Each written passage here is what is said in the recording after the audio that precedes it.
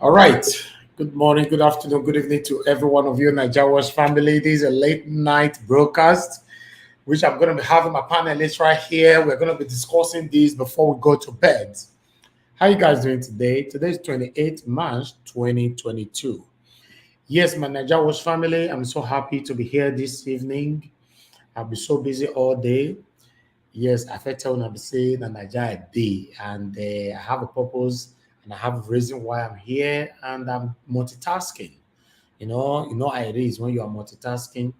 So that's what we are doing. But still, I cannot forget my people on a day. Although in the next couple of days, I'm gonna be absent on this platform because I'm going for holiday. I did Nigeria, they from Nigeria, they go another place. So I'm not going to see me that often. So, but I have my wonderful media team that will take over from me. At least let me have some rest as well. Nigeria is stressful though, but I'm not going back home. My second home is that my first home or second home? My second home, United Kingdom. No, I'm going somewhere else to calm my head down. So yes, meanwhile, we are here for another breaking news. We're going to be talking about the things that's affecting you and I in Nigeria. Some people shy away from things like this. Like, for example, I was asking some people 2 days ago where I went to here in Lagos. I was asking them, so who are you going to be voting for? And more of them responded by saying, no, I'm not a voter, I'm not a voter, I'm not a voter. That's the mentality that most of our Nigerians are carrying along. You know, the mentality, they don't believe, they just believe I don't want to vote and all that, but they don't know that they're actually punishing themselves. How many people actually have PVC? No, not lots.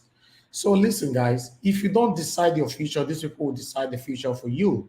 So we're going to be talking about that today. I'm waiting for some of my panelists to join me here. I already have some of them in the backstage right now. I'm going to be accepting them in soon. But before that, I'm going to be acknowledging my wonderful Nigeria Watch family on the comment section. If you're right here with us, please don't forget to hit the like button and help us to share this video, please. We have Mother of All right here with us, Mommy Diaspora. Good evening to you, Mommy. Thanks for joining us. And thanks for all you are doing for us on this platform. We appreciate you so dearly. We have BTV Nigeria. Thanks very much for joining us. God bless you. Thank you very much for your continuous encouragement. I appreciate you. Thank you. Adewale James Babayale is right there with us. Good evening to every one of you. I appreciate you all. I have Joy P. Joy P is always here with us 24/7. I appreciate you. Good evening to you. I have Saibovo Konga right there. That also Betty, Osaze, Tiosa. I want to say thank you, my wonderful family. Without you all, I cannot do this alone. I'm grateful and I shall forever be grateful to you all. I have Diamond, Omokaro, Osaga Daddy, Adolai Wash, Friday Betty. I want to say thank you very much. Good evening to every one of you. I'm grateful for what you all are doing for us. I have Mary Daniel, Irie Finest in the building, Imafidon, Dominic, Messi Ade. Thank you very much, my people. I love you all. I'm so grateful to have you all. I have Felicia Osahon right there with us as well. And Mota Michael. Thank you very much. Good evening to every one of you. Listen, guys, we need to move on. Osas more. Fear not, let me forget you. You know, you go penalize me. Good evening to you all. So let's do this, my people. Henry Osasa is right there. Osunde. Thank you, thank you, thank you. I appreciate you all. Thank you, thank you, thank you. We're going to be deliberating, analyzing, debating, discussing things that is affecting every one of us in Nigeria. I already have a call. I don't know why. Listen, guys, I'm not rude when I don't pick your call early like this. I don't know what you want to say. You have to wait for me to deliver my message before you can contribute. If you are calling like this, trust me, you might put me in the corner where I'm mostly distracted. Yes, my people. Naomi Bella is right there with us as well. Thank you, thank you, thank you, thank you, thank you, thank you, my people. If I don't mention your name, I beg, please forgive me. We are going to discuss this. 2023 is around the corner, as you all know. We already started seeing the same face that we've been seeing since the creation of Nigeria. All of them are creeping out now, gradually. I want to rule. I want to change this. I want to do this. I want to do that. We have been hearing that since 1960, if not before 1960.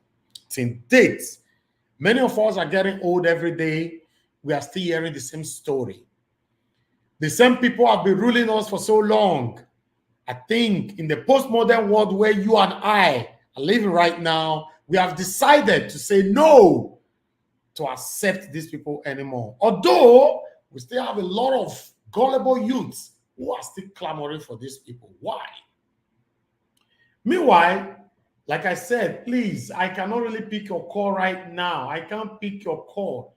All right, let me see. I don't know. Hello, good evening to you. What's your name? Where are you calling us from? I'm calling you from Edo State. Okay, sir. Are you aware I'm live right now? No, sir. No. Okay. Where I am now, there's darkness. Okay, I'm currently live. So everyone is hearing you right now. If you want to talk to me privately, I'll call you back. Yeah, I want to talk to you privately. Okay, I'll call you back, sir. All right? Tomorrow. Okay, tomorrow, sir. Send me a text message. Send me a text message so I can call you back, all right? I'm already sending you a text message, sir. Okay, please send me audio right now so that I can call you back, okay? Okay. What's your name, sir? Okay, I'm Julius Satuabo. Okay, no problem, sir. No problem. I'll revert back, okay? Thank you. God bless you. Okay, sir. Yes, sir. Okay. All right, that's a call from Benin. I told the person is going to be contributing. Meanwhile, like I said before, I hate to be distracted. Trust me, I don't even know where I stop again, but I know where to continue from. This is why I try to avoid calls when I just get on air like this. Listen, guys, these people, they are coming back again. Governor Wike have declared to rule Nigeria as the president. We're going to be playing a couple of videos and we're going to be reading articles. Remember, Niger Watch is a brand. We only work with legitimate sources. I don't come on air with the information passed to me. I have to do my own research to be sure this information is legitimate in case I'm going to be dragged. All right. So we're going to be playing some videos and reading some articles as well so that we can take it from there. Please, if you're on the comment section or you're watching right now, you're not in the comment section, please help me to share this video and like the video. Even though you are my hater, you are right here. I know you love me because you watch me every day. You wait for me. You patiently wait for me to come on air every day. In your heart, you think you hate me. No, you love me. Although I love you too. Okay. All right.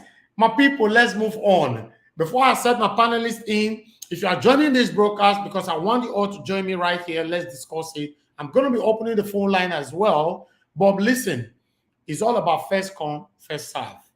All right. If we have limited numbers, we can set to the screen.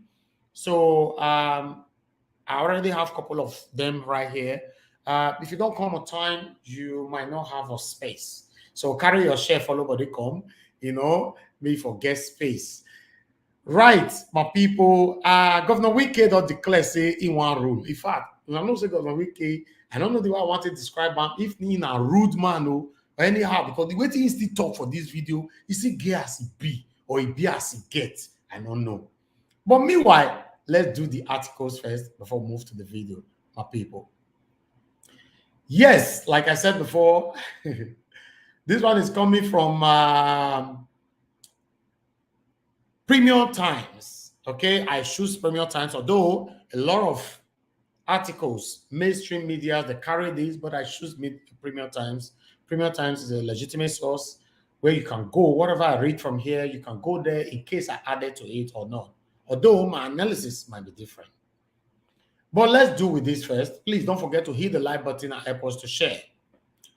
According to the headline right here, Wike attacks Atiku, Tambuwa, Autumn, others as he declares for presidency. Mr. Wike often controversial remark and action may become the greatest setback to his presidential ambition. In one contest for president, they fire people like Atiku and all that. I'll continue. Governor Wike, that is the other name, Yonsom, or Yonsom. I don't know how to pronounce your name, Governor Wike, not verse. And I make they jump am all the time. And they call you Governor Wike. That your middle name or first name, I don't know, and to pronounce and do is quite difficult for me. But meanwhile, let's move on. Governor Wike of Rivers State, while declaring on Sunday his ambition to run for president in the 2023, launched an attack against top leaders of his party, the People Democratic Party (PDP), who at some point defected from the PDP before eventually returning to the party. Although Mr. Wike did not mention any name in his remark, he was apparently referring to the likes of former Vice President Atiku Abubakar, the former Senate President Bukola Saraki, and the Sokoto State Governor Aminu Tambuwa, who have all indicated their intention to contest next year's presidential election. His speech, and I quote, "Let these people who are interested in presidency in the PDP tell us their contributions. You claim to be one of the founding fathers of the party, but you left and came back. You have become an ordinary person in the new PDP."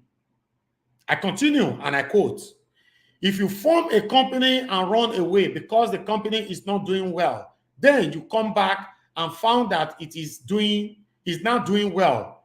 Will you want to come and take over?" Mr. Wike said at Government House Makurdi in the presence of Governor Samuel Orton of Benue and other PDP chieftains who he went to consult over his ambition. Mr. Wike host, Mr. Orton could be said to be among the PDP leaders criticized by the Rivers State governor, even though he, Orton, had not indicated interest in the 2023 presidential election yet. Mr. Orton was initially a member of PDP, where he served as a national auditor of the party before his appointment as a Minister of State, Trade and Investment, and under the PDP administration of President Goodluck Jonathan. He later defected to the All Progressive Congress APC, contested and won the 2015 governorship election in Benue under the APC. He later left APC in 2018 and returned to the PDP. Now, no, sir, I felt tell you, and these people, now so that they move left, right, left, right. They are totally confused. When this side is not good for them, they move to the right side. When the right side is not moving, they move to the left side. They keep recycling. Like I said before, I don't know if they're the one recycling themselves, if we, the youth, are the one recycling themselves. But meanwhile, let's move on. We're going to be debating, talking about all this today. I know some of you might be surprised. Why are we doing a debate tonight? Yes, because when it comes like this, we ought to talk about in the hot time, no day. Continuing, Governor Wike said, and I quote, "In 2015, those who ran away made us lose the election. Today, they are crying, but some of us stood and said, PDP will not die." He continues, and I quote, "By the time you ran away, you sold your share as founding fathers, so you can no longer retain your position of founding fathers. I stood for this party. I worked for this party since 1998. I have nowhere to run to, and that's why anything that happens to this party, I take it personally. I have never relented." That was Governor Wike, now the talk. A video clip of Mr. Wike Makurdi declaration showed Mr. Orton absent-mindedly finding with a Porsche at some point while the Rivers governor spoke. Governor Wike told his host and others that he is the person that can remove the APC from power at the national level. He continues, and I quote, "To remove APC from power, I'm the person who can tell them enough is enough. We must take this power. I'm ready to take it for PDP. And I know that God is with us. That is why APC keeps failing every day. I call on stakeholders to give me their mandate and not to sell their vote because I have the capacity to face this APC government," he said. Listen, guys, he said APC is failing every day. Remember, PDP failed, APC took advantage. APC is failing now, PDP want to take advantage. This is only two parties that's ruling us since the creation of Nigeria, only two parties. If you not be SDP, go be NROC. If you not be NROC, they change to APC. If you not be SDP, they change to PDP. So they are the same people. The same people. So let's continue. Mr. Wike is one of the most influential governors in the PDP and very popular back home in Rivers because of his administration delivery of some infrastructural projects in the oil-rich state, but his often controversial remarks and actions may be a setback to his presidential ambition. No one is against his desire to run for presidency. However, his ambition should not be embarked on in such a way that it would cause disruption at different levels, such as the PDP Governors Forum, as well as different chapters of the party across the country. Governor Godwin Obaseki recently said, now Governor Obaseki, now he talked that one, so now he talk, he say, yes, oh, Wike don't do well. He don't create a lot of infrastructures. He don't do well, don't do many investments, blah, blah, blah. Say, but only one thing we go fit cause Wike problem. And this controversial attitude. I know say Wike attack Edo State governor just few days ago, not be small. Maybe I make Governor Obaseki talk that one now. We don't know. But meanwhile, this one not be Governor Obaseki topical. I know say I don't know why the name was coming either with style or deliberate or indeliberate or anyhow. Governor Obaseki must cross over. Why? See, not be mention his name now. Now, premium times I go still put his name for there. And by the way, how come Governor Obaseki is not contesting for president? What's happening? Don't you think he's capable to become a Nigerian president? Anyway, we're gonna leave on for comment section. My panelists, we talk about that when we get there. Yes, my people, I can see on the comment section everywhere all the hot, not be small.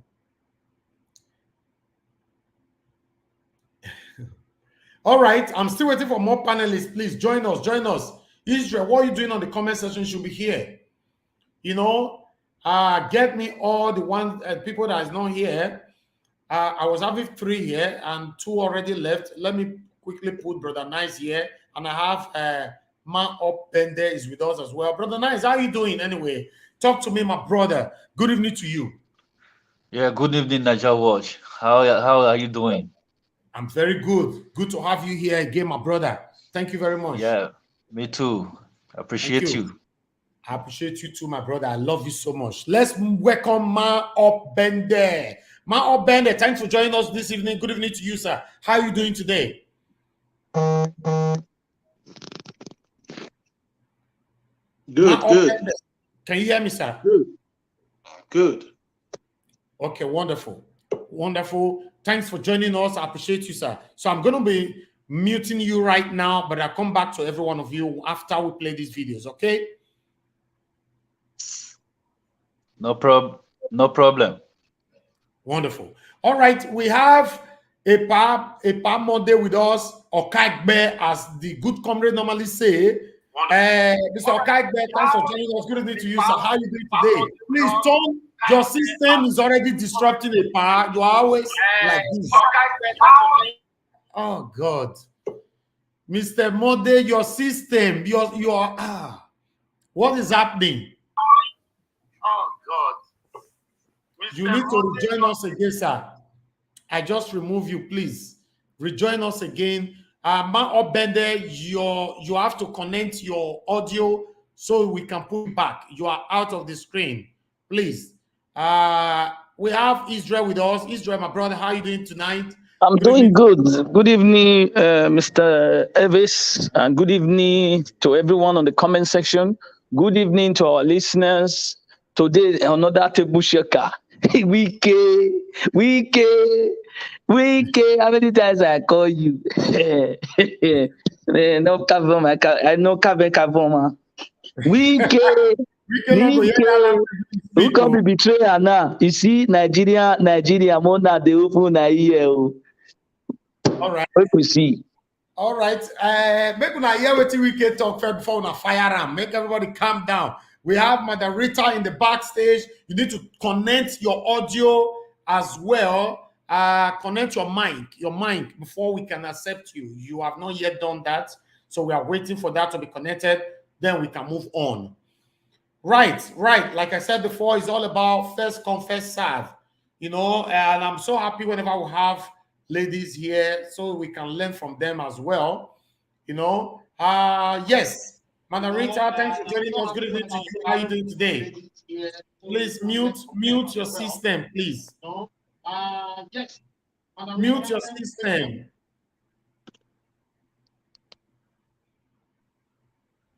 Hello. Can you hear me? Mute your system. Okay. Where you are watching me Hello, from? can you hear me? Yeah, I can hear you now. I don't know. I cannot hear you guys, but if you can hear me, good Yeah, we can afternoon, hear you. everybody. That's We all I can have to hear say you. for now. I can't hear you. I don't know what's going on. Okay, you need to come back again, I guess. I don't know. Can hear me. Okay, please come back again. Let me remove you. It happens like that. We are still waiting for Epamonde to rejoin us, and he's back here. Let's see if his audio is also muted. Epa, Mr. Okagbe, good evening, sir. Can you hear me? Good evening, my dear brother, my great brother, Niger Watch. I salute the house.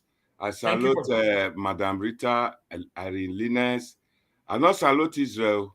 Israel not there. I mean, no say you don't go salute me, but we might have a digger now. Hey, pa yourself. Don't forget my cola. Who they cry the zero do? Now we can come so. I want big banner. Okay, really. I hear you, pa. No more. I never come. You say? Naomi Bella and Clarence Bell. We are all blessed. We are all Niger Watch family. This is the channel of the people, by the people, and for the people, and they have spoken. I go fight you now. I know say to decide one. My beg you, Uderiva. My baby retire from ba. Let Rita speak for herself. I'm welcoming her right now. Camp, I beg. If we are not in the same camp, don't sir. We are not in the same camp. He don't leave you now, pa. You see her. You deny me. Epa, I'm not denying you. Epa, we have different ideology. You like to have 20 wives. I don't believe in that. So how are we in the same camp? Now we go. No follow and go there. We go your bow. Now we can come so. Okay. All right. And thank you all. Moderator, thanks for joining us this evening. Good evening to you. How are you doing today? Okay. All right, my people, let's move on. Everyone mute yourself for now and let's watch some videos and then we take it from there. All right. And I can see a lot of people on the comment section. I wish I can mention names now. I cannot anymore because the comments on the comment section is a lot. Trust me. And we have the good comrade in the backstage with us. The good comrade have a way of always greeting a pa, and I love that way. I would like to hear that. The good comrade, good evening to you, sir. How are you doing today? Yeah, good evening, Mr. Edigain. Good evening, my co-panelists. Our listeners at home. May God bless us all and may God give us the wisdom to go through today's deliberation. Amen. I must greet everybody in the house. We have Okagbe here, sir. Okagbe, I talk by it. Oriamila. Okagbe, you there?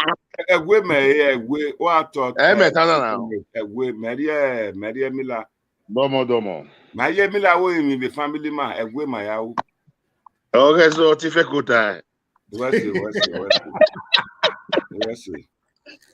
All right, let's move on. We have another panelist right there in the backstage, Mr. Ifeanyi. Okay, thanks for joining us. Good evening to you. How are you doing, my brother?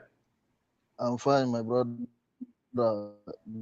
Good morning from here, and good morning, our viewers, our brothers and sisters. Thank you very much, Mr. Ifeanyi. Where are you joining us from? I'm joining you from Ifeanyi.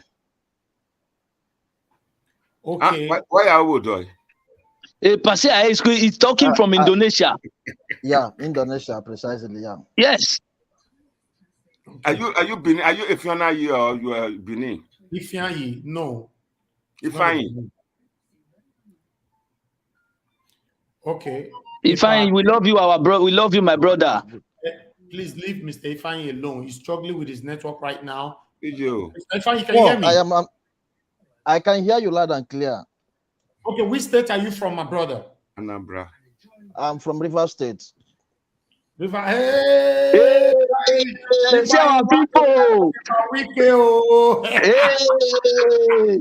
If I go, you carry you come. I'm so happy you are here. You are the best person to talk about today. Okay. I'm always being in your program. Is it? Thank you, my brother. Thank you. All right. I will come back to every one of you. Let me mute you for now. Thank you very much, my panelists. We still have about 2-3 slots for anyone that wants to be joining us on the screen. It's all about first come, first serve. If you lose the spot, sometimes before you come back, the space is already occupied. Meanwhile, like I said before, we can say now only him and go fit deal with devilish APC. May remove them. Meanwhile, Mona not forget say PDP and APC, they are wearing the same uniform. These people are not different from each other. Listen, if PDP is not favorable to them, they move to APC. If APC is not favorable, they move to PDP. They are the same people. You know, the same people they are. All right, my people, let's watch this. We are going to be talking about Peter Obi as well. I'm also going to be showing a video from, what was his name again?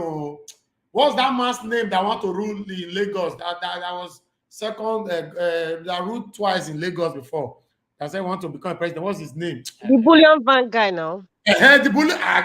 But Anita, don't finish work. Because the bullion van guy. His name is Tinubu. Please, can we not mention Tinubu's name here? Okadibo. His name is Okadibo. That name, man. Okadibo. Oh, not be mentioned but Anna is mentioned the name. Oh, he's bullion, but let's not mention his name here. Let's not promote him. You know, he's not right candidate to stay in Nigeria. We all know the truth, so let's not do. Everybody has their right to vote. He's not a great. He's a bullion van guy. Let's not promote his name at all here. With all due respect. Okay. Now, my people, we have Mr. Ejiro in the building. Mr. Ejiro, great to you, sir. How are you doing today? I'm okay, Ninja. Thank you for having me on. How are you guys keeping? I'm very good. Having you here put a smile on my face. I'm happy, my brother. Good to have you here. All right, same here. Thanks. Thank you. All right, my people, make we now listen to these people as they take package themselves come. Make we start with Peter Obi, or no, we'll start with Wike first. Let's start with this short clip first. This APC from power. See, my mother told me, when a madman flocks you, don't run. If you run, the madman will pursue you. If you flog you, take stick, but flog the madman. That the madman will, this is very painful. Then the madman will start running. This APC, they require people too who will tell them enough is enough. And I'm that person that can tell them enough is enough. We must take this power. Power, they know the dashable. Do you dash power? Power is what? Taking. I'm ready to take it for PDP. And I will take it for PDP. No, if you're running election, they know the dash power. Then they take power. All these people who want the election, if they support me. To do what? I've come out. I'm going to take this power from APC back to PDP by the grace of God. God has given us what it is, and that's why God is making APC to make mistake every day. That is how you know God is with you. So I'm begging all of you here, Abamoro, Suswan, Senator, spoke well, members, chairman, don't go and sell your vote. Okay, my people, what is actually baffling me or surprising me with these people's speeches is God that they are always calling. These people, is it the same God that we know they are calling, or we now have a different God? I don't understand.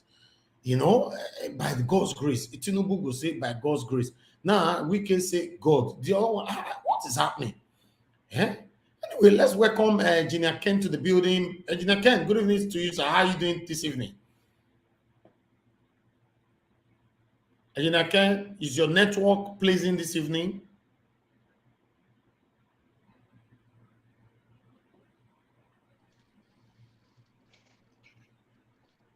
The greatest country, no network.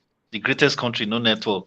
Now, Ghana, Nigeria can't. They know they tell us true. Go say America, they not be America. This man, they don't tell why they talk. No, it's in America. It's always on the highway because of the nature of his business. Okay, all right. We'll go investigate where you really they stay when time come. Meanwhile, my people, let's listen further to Governor Wike for this one. So. Now, here you want your finish work, finish. Let's see who is joining us right now. Okay, we lost our brother earlier on. Let's accept him back. Okay. Mr. Ifeanyi, I hope your network is better right now. Please just stay tuned. I'm coming back to you all in a bit. So let's do this. Run for the presidency of Nigeria. What will you do differently to turn around the situation in the country? Because you have criticized so much what is going on currently. First of all, let me thank you and thank the people of Bedway for receiving me to come and talk to them. It's obvious that I'm going to run for the presidency of this country. I'm declaring for the first time in Bedway State because of my special relationship with them. People are suspected, but let it be known today and announcing it in Benue State. You have a special relationship with this particular state. But when you say, what am I going to do differently? First of all, what are the things wrong for you to talk about doing something differently? Today, you can't talk about security in this country. And you must understand that without security, you can't talk about governance. One first thing that anybody takes oath of office is that you must protect life and property. If you can't protect life and property, they can't talk about the governance. So the major thing said that our people should be alive. See what has happened in Kaduna. For the first time in the history of this country, terrorists taking over or trying to take over airport. It means we have gotten to the point where we're talking about, in the farm. It has gone beyond farm now. That it is the airport where plane may not be able to land. And if they are landing, nobody's safe. They can use civilian missile to shoot down the plane. It's a major thing. And what that means that security will be our priority. And how will it be our priority? How did I do in Port Harcourt? You know, before now, there used to be kidnapping on the road in Port Harcourt. This and that year, 14 people have been kidnapped in the bus and this. So what did I do? Yes, everybody had to sit down. We have service commanders. I'm in charge, as I said, as the chief security officer, assuming that I am. Look, what do we do? I need A, I need B, I need C. I have no problem. I'm going to provide A, B, C. But I will also make sure this A, B, C are provided, or I have given funds to be able to provide. Has it been provided? If it's provided, where are they? And if they are there, what are you going to do? I have to provide incentives for those who are going to work to motivate them. Today, you see, any policeman or soldier that is killed in course of fighting crime in River State, I always make sure that, look, they are we'll try to pacify the family. That is not enough. Nobody can buy life. But again, you have shown concern that, look, these are people that are fighting for us. So you must tell them that I'm there for you. All right, we will have to pause that right there for a minute, and we are coming back to it again. I just wanted to welcome Engineer Ken to the building now. Let's see if we can hear him. Engineer Ken, can you hear me? Yes, yes, I can hear you clean and clear. Good evening Good to you, sir. afternoon from the greatest country in the world. Yes, sir. Brother Nine saying I Ghana in the stay. I bet not true. Yeah, actually, I did Burkina Faso. Why you got to tell us in our best country in the world now you stay? No, na nyash carry me go there, KB. You know, you want to change everything now. All right. No, I didn't invite, but the next come there. I waiting like be that. Okay. Thank you, Engineer Ken. Thanks for joining us. We appreciate you this evening. Yes, my brother. Let's talk about the declaration of Governor Wike as he does set to run for 2023 presidential election. I've been waiting for this, my brother. Okay. I've been waiting. You know, he's my uncle, you know. So all right. We'll talk more about this. Let's just play more on this video. Yes, let's play. Yes. Sitting on. All right, my people, like I said before, let's continue to listen to this. They will always do anything. I was watching the American president in Ukraine. Engineer Ken, I don't understand your French. Now, I'm a born again. I don't like that language. American president and soldiers are cutting their hair. Nobody said, come on, will you stand up? See the president. All he does, hey man, how you doing? Yeah, guy. Because I took it by myself, went to the bush. I said, look, enough is enough. And I told the security agencies, you're also part of the problem. Let's accept the truth. If you want this oil theft to stop, it will stop. So all of us, if I hear that there's an oil theft, this and this happened, you who is in charge, you will leave. With that, everybody will sit up. So not a question of sitting in the office. I've directed the service commander, service chiefs. I'm not going to be that. I'm not going to do that. Again, you talk about, it's unfortunate. Look at what is happening. You cannot say you want to do infrastructure in the country. In a year, you have over 6,000 projects. Who does that in this world? And then, for example, I'm talking about Abuja, Benwell, for example. The budget is, say, the budget for that road is, say, 100 billion. Then in a year, I put 2 billion naira. I mean, it tells you don't want to do it. Okay, let's stop that there. I don't want to finish that video. You know, we have another video that we want to play as well. Let's move to Peter Obi. You know, although I talked to some people today as well over these two bodies, you know, and a lot of people were saying in Lagos, no, Peter Obi not get where they go because the Nigerian government are not ready yet to give power to the Igbos. We cannot get where they go. This is that. I said, okay. Maybe my panelists might be in a better position to tell me if these people they have a chance at all. Let's listen to this. The most financially stable state in this country. If you don't know, the day I left government, 17th of March, 2014, I had in Access Bank, a bank in Nigeria, $50 million, I repeat, $50 million and about 7 billion naira. It's a bank in Nigeria. I'm sure Access Bank people are here. When he left office in 2014, that's what he's saying. He was having $50 million he left in the state's account, Access Bank, and 70 billion naira as well.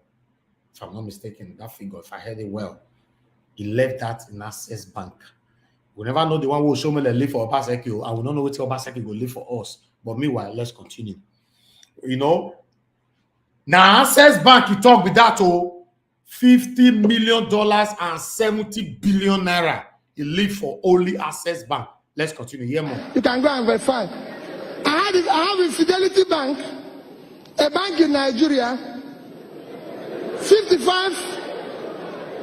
a bank in Nigeria, $55 million, and over 10 billion naira. You know, see here at Fidelity Bank, $55 million. Now you still live for that one, and over 10 billion naira.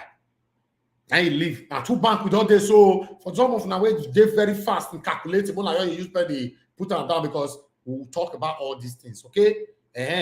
Oshomole can't tell us how much you live for Edo State for Obaseki. Make all the governors who don't rule for Edo State since 1999. Make they can't tell us how much they live for Edo State. Obaseki, you go learn now. You never fail finish, though you are getting close to failing. But you never fail finish. Now maybe you now all the money on adult thief go gather the proof for one place. You see, get something where you go talk in the future. Let's listen. I had in Diamond Bank, a bank in Nigeria, $50 million. What I had the day I left was Diamond Bank. Now, Tiri Bank, we don't talk now, where they Nigeria, another $50 million and some billions of naira. So, Tiri Banks, 50 million times 3, that's $150 million, right? 70 billion plus 10 billion is already 80 billion. Plus another billion when you go talk. So, come put everything together, billion. That means this man left about almost $250 million for account when they come off for office. He talk and say no governor for Nigeria don't do one before. Although, I know whether that one are true too. I know some of these my panelists, many of them know past me. You say now they go read book now, come analyze them. You yourself, you surprise. Now, what he leave for office be that? He leave for account. Obaseki try make you leave money, oh, because here I go still day, but I go to analyze you if you come up for office. So you still get the chance. Now we don't already know, so someone will fail. You don't leave any money. But you now you have opportunity to leave. Let's move on. $1 million. What I had the day I left was $155.4 million. By yesterday, in terms of the yield, because we called it future generation money, and was supposed to terminate at 2050. By yesterday, it was worth $185 million. If you multiply it today, that is about 500. Because when you hear that P2B less 75 billion, if anybody does it, call me. I know where the money is. I kept it. Oshomole, can you tell us where the money is? Maybe by say Obaseki thief your money. Now tell us.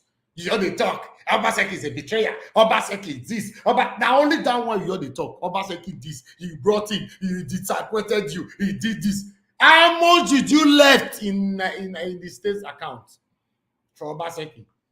$0. $0. Okay, we are coming there. You know, now they talk out for parable say when Pikin will get mama, they receive advice. Pikin will not get go they pretend saying they do something, go they put it here to learn from. Right. Yeah. Abi. That's so. Now, Obaseki, you are please mute yourself first, please. Let me finish. All right. Please, you still have the time to make up quickly. If not, they go this thing. Don't be joke. All of us don't they get sense. They won't take the tutors out. Everybody, every day, that people they get sense. If na me be you now, all the money where you don't thief, if only say they thief, they say they thief. Me don't know whether they thief. I never get the figure or the fact. But if now true say you don't thief, go to that bank where you thief, go hide money, go big they come back, come put them for our state account to me for fee use this one. Take and pay for future because nobody knows what the future holds for you. You will also come up tomorrow that you want to rule as a president. Who knows? Now only at those states, nobody can come and say, I came to meet $1 billion. It's not possible. Or 1 billion naira. Where they? Now you don't see the gullible fans who love them because they say, the money is not enough. Edo State is a small place. You can't compare Edo State with River State. You can't compare Edo State with Lagos State. You can't compare Edo State with London, America. We should be comparing Edo State with Igor. I've said it before. I think that will be better for us. If we cannot compare those days with anything, someone like me now, I move with friends that I can learn from. I'm sorry, if you are my friend, you cannot impact me positively. No verse. I'm not going to tell you, say, make we end down. You get the way I'll tell the run from you. You yourself will come guess and say, this guy not to need me like, because it's just the fact. You know me say I hate you, but I don't want to be contaminated. Don't compare with this one. Why not? I compete with my good friends. I look at it that they do in a good way. I want to do this thing. I work harder. That's what life is all about. Let's move on and listen to man with a bong way. And on that day, and I said, on that day that I left, as of December 2013, I did not owe any teacher, anybody at the local government level, gratuity. As at the day I left, anybody in the civil service was not being owed gratuity or pension or salary, and no contractor. Although for that one, I don't know if this information have changed. They say Governor Obaseki not they owe anybody money, not they owe pension Although we don't showcase video for you, we pensions like that for grant, so even fence, the some Obaseki not pay them. The Obaseki see know that own before. But me get video for my channel. For some of the way they love or they support blindly. Here, I me show them by myself. So let's move on. Move on. Some people will say, we think Obaseki because it's government. We are discussing governance here, so that's how it works. Don't first. I'm not gonna mention your papa name now, because your papa not the government. Now people in the government will they mention their name for you, not first, No contractor had a certificate that is pending. I was one that bought the highest number of vehicles as a governor from PAN. It's there. They gave me a certificate. From Kaduna, I started Innocence Factory. When Innocence came to Anambra State, I laid the foundation. I laid the foundation of Innocence Factory, and when it was completed, I brought President Jonathan to commission it, and then and there ordered from him 1,000 vehicles. That 1,000 vehicles. Okay, let's stop that from there, my people. Una don hear Peter Obina, una don hear Gov Wike. I see one video. I can't say what did they happen. And that man, when they say they carry bully over and go company, I want show so. How the man take day, I ain't gather himself, gather his wife, gather children, gather everything. How they take whole Lagos, how they take talk saying that he be the biggest landlord for Africa and everything. This video I can't say, I cannot really ascertain the facts from this video. People like Good Comrade can tell us the fact. People like Epa Okaibe can tell us the fact. People like Madam Rita can tell us the fact. Brother Nice, Engineer Ken, and many, many more. I say, okay, this video, make a kind of follow, but they go this journey while they go. So this video, so I want to play. So now just demonstration. But please read what you are seeing there and tell me if not fact. Now I want to put to when I'm not going to tell me another thing later. Let me remove what is on the screen so that you guys can see it properly. Just hold on. Okay, let me put this on here. See, he said, who is the greediest politician in Nigeria? Make I read that for now. Now they can say Bola Ahmed Tinubu, former governor of Lagos State. Since he became a politician, he has made over $50 billion. All this thing, I'm not saying a fact. Oh, people will go tell me if it's fact or not be fact that they here. I'm just reading as I take see, as I take carry and come.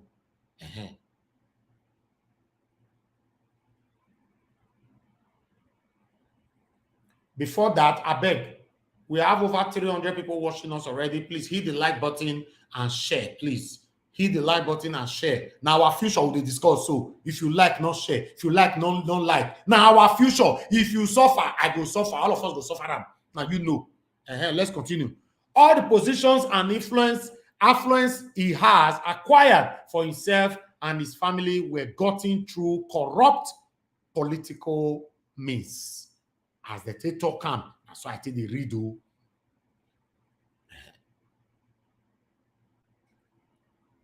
This one, you understand, his wife, Oluremi Tinubu, a senator. Hey, see, they fix all of them. Oh, my wife be this, so the woman fine, not be small, sha. Hey, Nigeria money sweet to eat. Oh, these people they don't finish us. His son, Sheyi Tinubu, owns the advertising agency for state accounts. Okay. Let's continue. His daughter, Folashade Tinubu, Iya Oloja of Lagos State. I don't know what that one mean. Now, so they talk. I read them like that. Let's move on. Let's move on. I'll tell you the meaning of that one. Okay, sir. Quickly tell us. Okay, now it be the Iyagbe. Iyagbe means the Iyeki of the whole market women in Lagos State. Wow. So okay. all those money when that gberu they collect, if you get store, like those ones when Lucky Rupe they fight for Benin. Yes. Nine she they do now. She be the actual lady. Okay, let me move on. Thank you, sir, for that wonderful information. And we continue with the wife again. His wife is the official supplier of diesel to all generators powering all street lights in Lagos State. Tell me how we'll take a permanent light for Nigeria. Tell me. The same way they will suggest bringing permanent light now if this bullion van man win now. His wife now will first slap him for his house, say, what is wrong with you? You want to take food away from my mouth? Now, if they supply the old diesel where they take the power all the street light for the whole Lagos, as they talk on this video where they come from, it did there. Make I continue. Now, this one are the bullion vice. Naija watch. Yes, sir. You know how to handle Jonah or handle here. Okay. All right. Now waiting me see now carry console. Now go add down later, sir. I bet make una add down join. I need to know now. I'm gonna go add down. Waiting me carry come make I analyze this one. He collect tax revenue using Alpha Beta Consulting, a company that charges Lagos State 15% of its internally generated revenue as consultation fee. Now, Tinubu, they say they collect that one, no. Now, the one we can surprise me when maybe don't know before, this was a media man.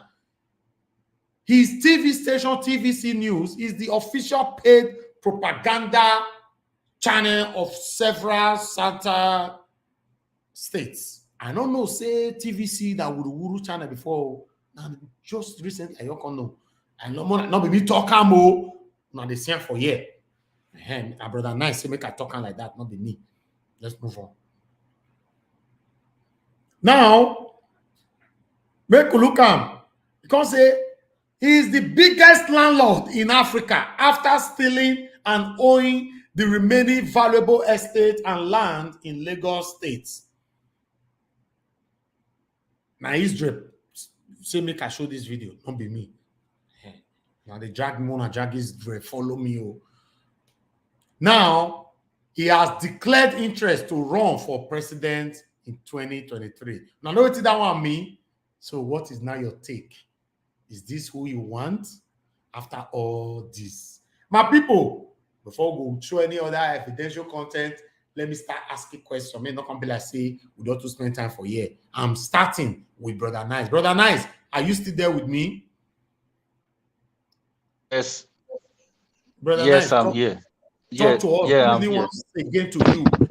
See, I'm not saying all the videos where I don't show since. Tell us how you see him. My brother, may I just speak broken for this one because the matter too long. You understand? This matter, I don't even know where to start from. It's too long. Start from anybody, even though like the last one. So for the bullion van, start from her. If not Peter Week, start from her. If not Wicked, start from her.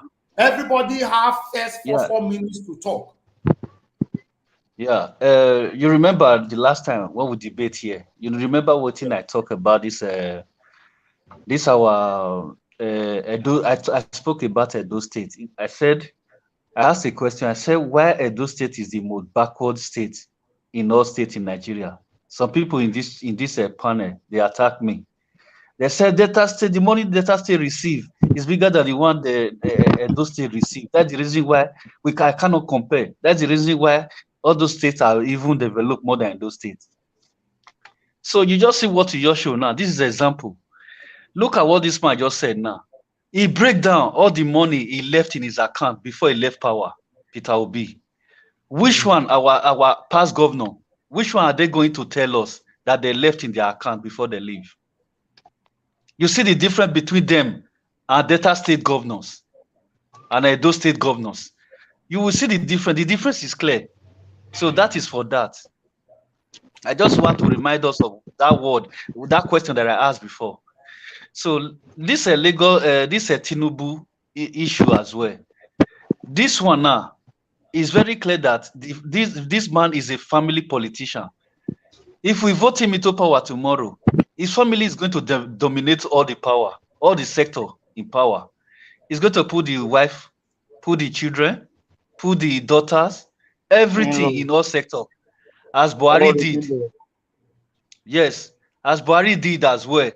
Where is that? All the strategic place in power now is filled up with Fulani. That is what Tinubu is going to do if Tinubu get to power. So we should shine our eyes. That one is aside. Look at this man that just came. What is his name? That just said he want to become a president of Nigeria. Governor Wike. Yeah. Yes, Wike. I appreciate Wike a lot. I know the last time when he was attacking governor of Edo State, Obaseki, the way he spoke, I know this man is behind presidency right from that time because he spoke about it, and it's not even up to a week now. He declared himself as a candidate, want to run for presidency. So that one is already on his mind because that man is behind that presidency for long, but he don't want to say it. I've seen it. So all of them, they are going to, I don't know, they will still have people that will follow them, that will vote them because our youth, they are not ready. But for me, all those people, they are the same people. They are chameleons, our politicians. They will turn to, if PDP is not good, they will go to APC. If APC is not good for them, they will come to PDP. You know, they are chameleon. They're just like prostitutes, our politicians. They change every single time. It's just the youth they are deceiving. The youth, they are not ready to wake up. That's just the problem we have. But for me, I've made my choice.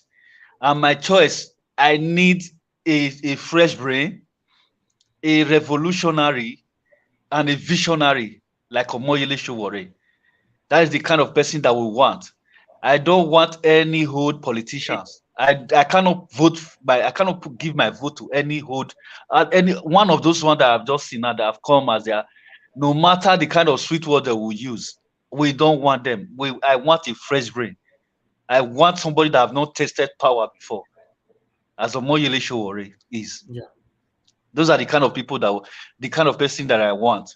So all those ones that I just talking, any Nigeria that is big, that these people, they will deceive and they will go and vote for them.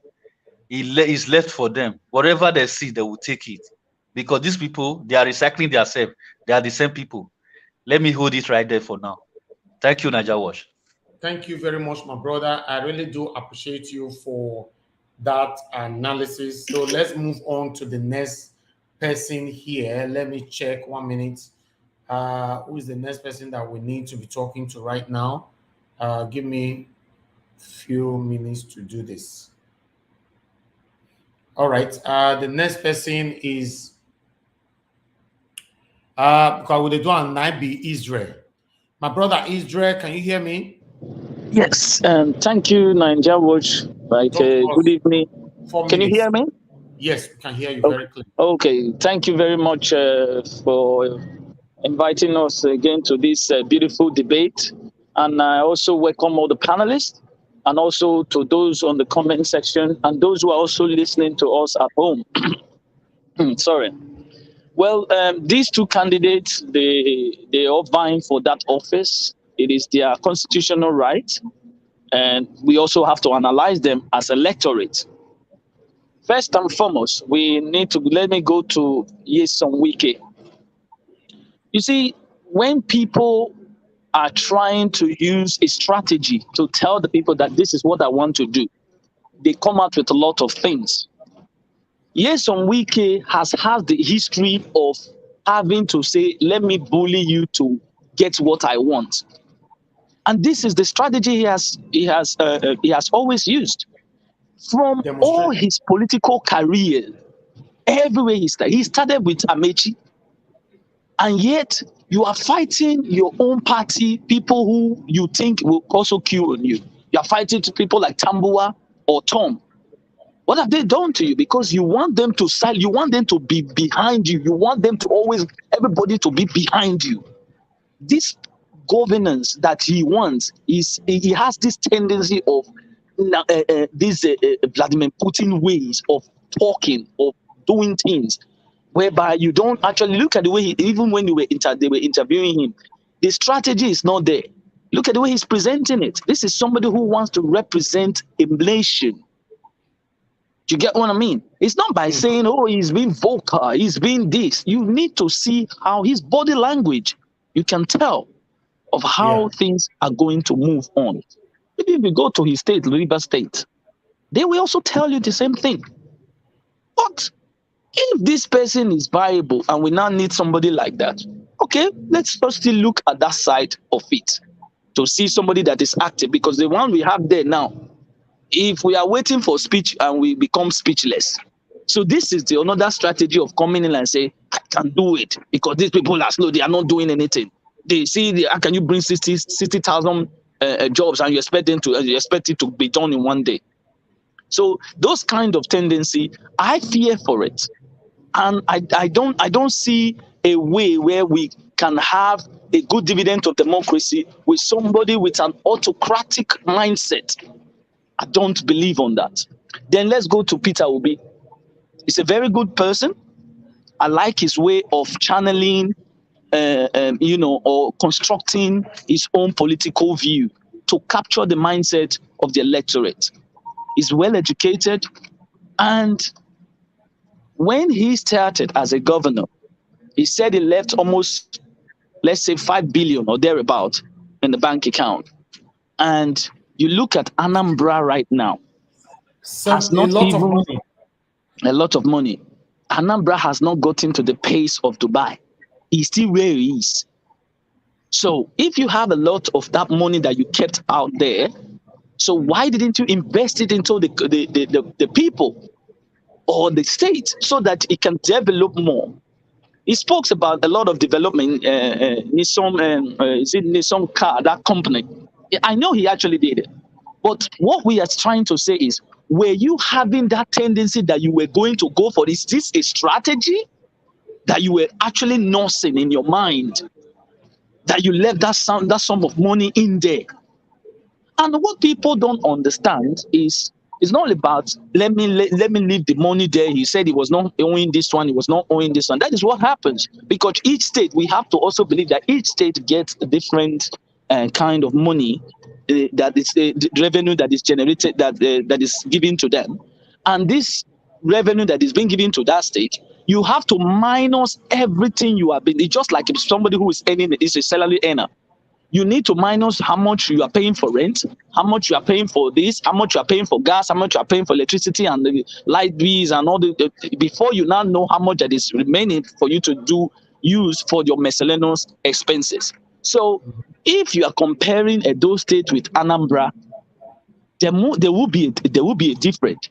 But my take is that regardless of how much was there, were you trying to use it as a campaign or you trying to use it as a way of uploading your CV? These are my questions. But I love his way of channeling the young mindset of trying to move them to a better, governing of how governance is all about, bringing innovations and, future plans. That is one thing I love about him. But my also fear is this person not going to romance with these people and compromise? This is another question. So for now, I'll leave that for people to answer that. Then let's go to Mr. The person running, who is what my sister said, as a bullion van. Exactly. Now, if you look at it, Nigerians, looking at his history, I know some of our panelists will say he's a very intelligent person. He knows how to put intelligent people in office when he was a governor. Now, this is the same person who came out boldly in a rally and told the Nigerians and the electorate that their PVC has expired, where it is boldly written that this is a permanent voter's card. So I don't know where the intelligence is there. So I don't know. Maybe we'll have to find it. And this is the same person that came out. Sorry? Go ahead. Yeah, this is the same person that came out also in a rally telling you that we have youth roaming around the street Why can't we enlist them 50 million into the army and give them agbado? And most of us who does not understand agbado is corn. So you can give them corn and feed them with a gari so that they can go and, kill themselves. You see, this is how people think. This is how their mindset think. Rather than you are not even thinking of bringing something that will be seen like something like a vision 2030. Investing on this, you are not even bringing that strategy. You are bringing a strategy that is so archaic, and I don't see the intelligence that is there. This is the same person looking at what you presented today. Tell me how a Nigerian is going to hope of having a future in the next 20 years, whereby your own family, you have enveloped them with powers. So it means that when you get there, maybe your wife will be the vice president and your son will be the Senate president. It's already going that way. And the amount of revenue that is generated from the state. Now look at it. In a defined democracy, this person or these people who are coming into power, are they not supposed to be checked? By tribunals who are going to say, how did you get this money? And somebody asked, and one of the anchors on TV asked asked a person who was his campaign manager, how did he acquire this wealth? Today, Nigerians are yet to know the answer. So I don't know how we are going to galvanize on this kind of people. Peter Obi, I can say, let's say 7/10.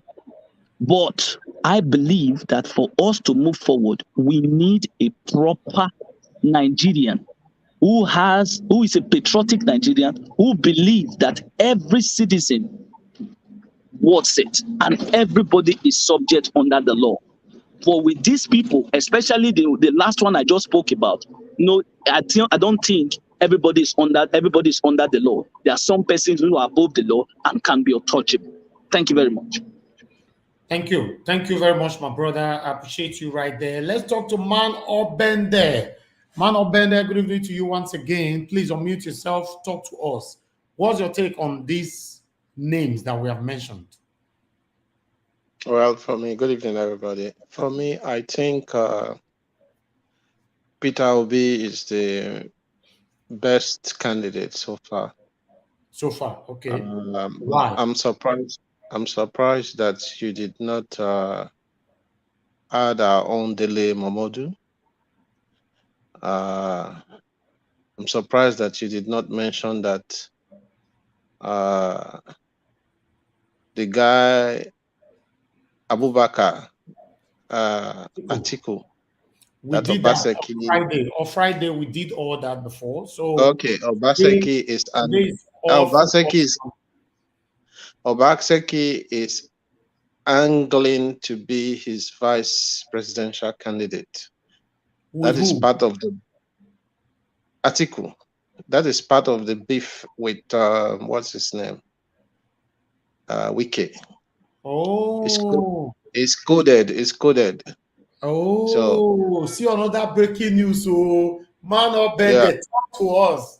No. You can read it. You can read it. You have to look closely. You can read it. You have to read it. So, anyways, I like the way that the panelists have all treated the bullion van man. Let's keep that name. And let's continue to do that. Let's not give him any relevance. And wherever we go on the internet, let's do our best to diminish his person, because we cannot afford to allow this kind of persons to continue to project themselves as our future leader. And the other guy, what's his name? Peter B. Wike. For the first time, I'm going to tell you guys that Wike is my friend, or was my friend. I am his platoon commander. I was his platoon commander in NYC. So I know him very well. He didn't change one bit. He will continue to be like that. So he will do what he wants to do. Now he has a lot of money, so he will play both bad and good politics. If he's able to get the ticket, he will do his best. If he can't get the ticket, he will tear down whoever gets the ticket. And don't forget that it was Wike that made it possible for Abubakar Atiku to get that first ticket against Buhari. He personally paid it. So now it's a bit rough because he's seen it with Tamboa and all that. It didn't work. So he has to come out. And knowing that his own brother, what's his name? The Minister of Transport. Amechi, knowing that Amechi is also angling well with the president, I think that hurts. So, and they are very strong arch rivals. So that's where the bitterness is coming out from. So I don't know how he's going to manage it. So, but I don't think he will get the PDP ticket. So I will leave. Who do you think they're going to be giving the ticket to in PDP? PDP? Yeah. Two things. You know, these politicians, like somebody said before, they are prostitutes. So, or they behave like prostitutes. So if they sell out on zoning, so it now opens the door for Atiku. And Atiku has a very deep pocket. So he might end up collapsing all of them under him with money. And Wike, understanding that he's not going to be able to do it, he that was saying don't sell out, he will sell out. He will sell and take the money and become richer. Even though he has asked the other people not to sell out, he will do exactly that. So I would not be surprised if Atiku takes it if they put aside zoning. But if they do zoning and the zoning in PDP is good enough, I think Peter Obi will take it any day because he's the one person that seems to me that has done his homework, at least theoretically. Yeah. And practically too, with Anambra. But with the whole Nigeria, I don't know how he will be able to manage the North-South relationship and all that. I don't know how vast it is with Nigeria ethnic politics. So, in my view, up to this minute, among the people you have chosen, I think Peter Obi is my best candidate. Okay. Thank you. Thank you very much, man. Obender. Thank you very much. In fact, I appreciate that information, but I'll be doing more research on that. Thank you very much. Okay. Now we are moving on to okay, let's deal with Mr. Ifeanyi. Mr. Ifeanyi, can you hear us? You were struggling with your network earlier on. Let me unmute you. Okay. You need okay, can you hear me? I can hear Wonderful. You. I greet everybody. Thank you. Thank you very much. Thank you. Yeah. Thank you. Please talk to all us. These people, in all these people you call out, and all the whole aspirant in Nigeria today as a presidential candidate, for me, I pick Wike as the best and will be the best. For instance, yes, I want to tell you something. Why I say so. Now, people are saying P2B is the best candidate. And I want to say something. If anybody want to speak, if we can able for us not to be deceiving ourselves, we can stand on our ground to swear that let us face the truth and make Nigeria to become a better place and where we can call home, not speaking with hatred in our hearts. Wike is a man. Some people, I hear somebody say he's a bully or this. Wike is a somebody who always stand on his principle, who always stand on his truth. And he doesn't, if Wike tell you yes, yes is yes, no is no. You understand? That is why I call him a man. P2B, the one I'm talking about, I already changed many different parties. He's not a political harlot. Wike is not a political harlot like other politicians did. Wike is a man. Okay, for instance, P2B, the way they are saying he leaves so billion. Where is those billions? Where are the infrastructures? What have he contributed in the Anambra people's life? That is where we will look into. If you go to River State today, Muge have already tried his best to transform that place. At least we say in the Nigeria today is one of the person who are already, at least our state is very, very much secure. In the next 2027, we will have the. Hi, if you know your goal like that too. Yeah, even though those are okay, even those are still criticizing him, those nurses he's training today with the state money and the doctor will see treat them. If you come there, UK already make in the young youth in River State, in also Nigeria today, can be able to harness to Europe in the future, which is in the next few years, maybe 5 years or 10 years, those dreams will surely come to pass. That's what makes somebody a vision man, not those who tell you this or that. Because it is somebody who is preparing the state, at least even though when he's not in the office, those things will still be coming out. Not even by only the road or and if you come to River State, they will do a surgery there. He have already been one of the best hospital in Nigeria, in Africa, and he already done a lot of things. And I want to also challenge anybody who want to say that the man is a bully.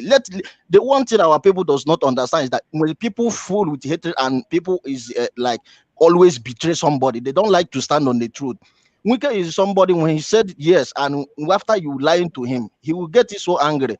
You understand? And some people who say APC and PDP are all the same. That person is saying that in his own family, he and his brothers are all the same. Everybody cannot be the same. No matter how it must, even a PDP or APC may have some people are good. And why I prefer Wike as a best candidate in Indonesia. 2 weeks ago, they killed our Nigeria person, and the immigration said that if others speak, they will kill them because they don't have a government. And I know that if Wike his own word, all those things cannot happen. He will speak for Nigerians and he will speak for Africa. Example, P2B cannot even have the goals. Wike, people are already saying that what have Wike planned? Wike is only governor in Nigeria who is saying that let us restructure the country. And which we know that when you restructure a country, it will create a millions of jobs in that country. But people are not seeing that because they are already full with hate, or they already see that maybe the man is I don't know. Some people like they say there is bully. But before you call somebody a bully, let us be sincere.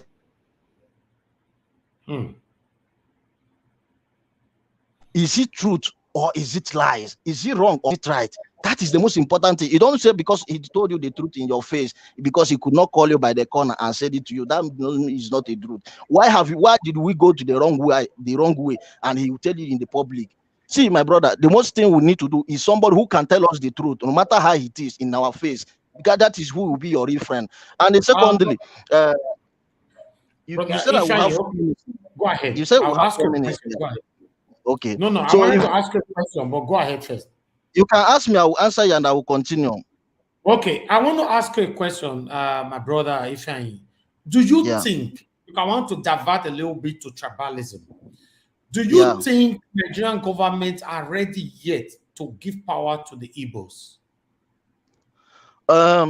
To be honest with you, for me, I don't know that, but why I say I'm standing with Wike is not about tribalism. Why I say I stand with him, because I need a place where I can call home. I need a place where if I'm carrying the passport, that passport. My brother, me too. I'm a big fan of Wike, and I've always advocated for him. That is why. Do you think Nigerian government are ready to give the Igbos chance to rule? Wike have never said he's an Igbo man. Even though he's an Igbo, Wike have never said he's an Igbo man. Let us not go to through tribalism. What we need here is somebody who can make a Nigeria as a real the giant of Africa, Nigeria it is. That is what we need. You understand? Yes. That is what we need, and that is why I don't do things I can able. Even I'm saying that I will go to Nigeria and campaign for Wike with my own personal money. I don't need anybody money because I need. Can I throw a question in, please, if that's possible? Okay, ask him a question. Go ahead. Oh, thank you. Good evening, my brother, Mr. Ifeanyi. You're welcome to this platform. I just want to quickly ask you regarding Nyesom Wike and his policy as a governor. You said he has done really well in terms of education. I just want to ask, where is River State ranked in terms of out of school children? You might not know that because it's not a commissioner. It's just a no. It's not about it's not about commissioner. It's about public. Those information are that's public. What I'm saying. You might not have that. Okay. I want to speak what I want to say. What the ones I have seen. If it comes in time for me. Okay, hold on. That is my second question. If you say you can, if he doesn't know that one, the second question is this now. Where did Nyesom Wike got his money from? Okay, all right, that's fine. Let him go ahead. You are asking me where did Nyesom Wike got his money from, right? Yes. Okay, Wike have already been since how many years? Wike is already in politics, and how much did you know that Wike has? Have you are you is in bank account? I want to ask you this question: how much did you know that Wike have? Okay, so I don't know how much he have, but Nyesom Wike with his own mouth. He said he has been the one carrying PDP. He said he has been the one paying PDP as a political party. We're talking about a national party. He said it recently that he has been personally funding PDP. I want to ask you a question now. Maybe he may say that he will be the one backing PDP. And how much did you know he already spent in the party? I'm just asking you a simple question. You said you were backing somebody. How much? See, let me tell you, you are asking me how much, like, you know that the reason, my brother, listen, can I ask you a question? Yeah. Do you know the reason why people are against Tinubu in the first place? It's because of how he got his money. So I'm asking you the same question. How did Wike get his own money as well? That is the same, just a simple question. You are asking me. If you don't know, you just say, look, I don't know. I don't know how much Wikes have, and you don't know how much he have, and you will not ask me that question when you does not know how much he has. Mr. Ifeanyi, any question thrown at you, if you don't have the details with you just skip it. You don't have to answer it. Okay, no problem. You are not in a public office. You are not working with any of them. You are just a consecrated supporter who want a better Nigeria, and it is your constitutional right to choose anybody you want to be a president. Go ahead, talk to us. But I'm okay with that.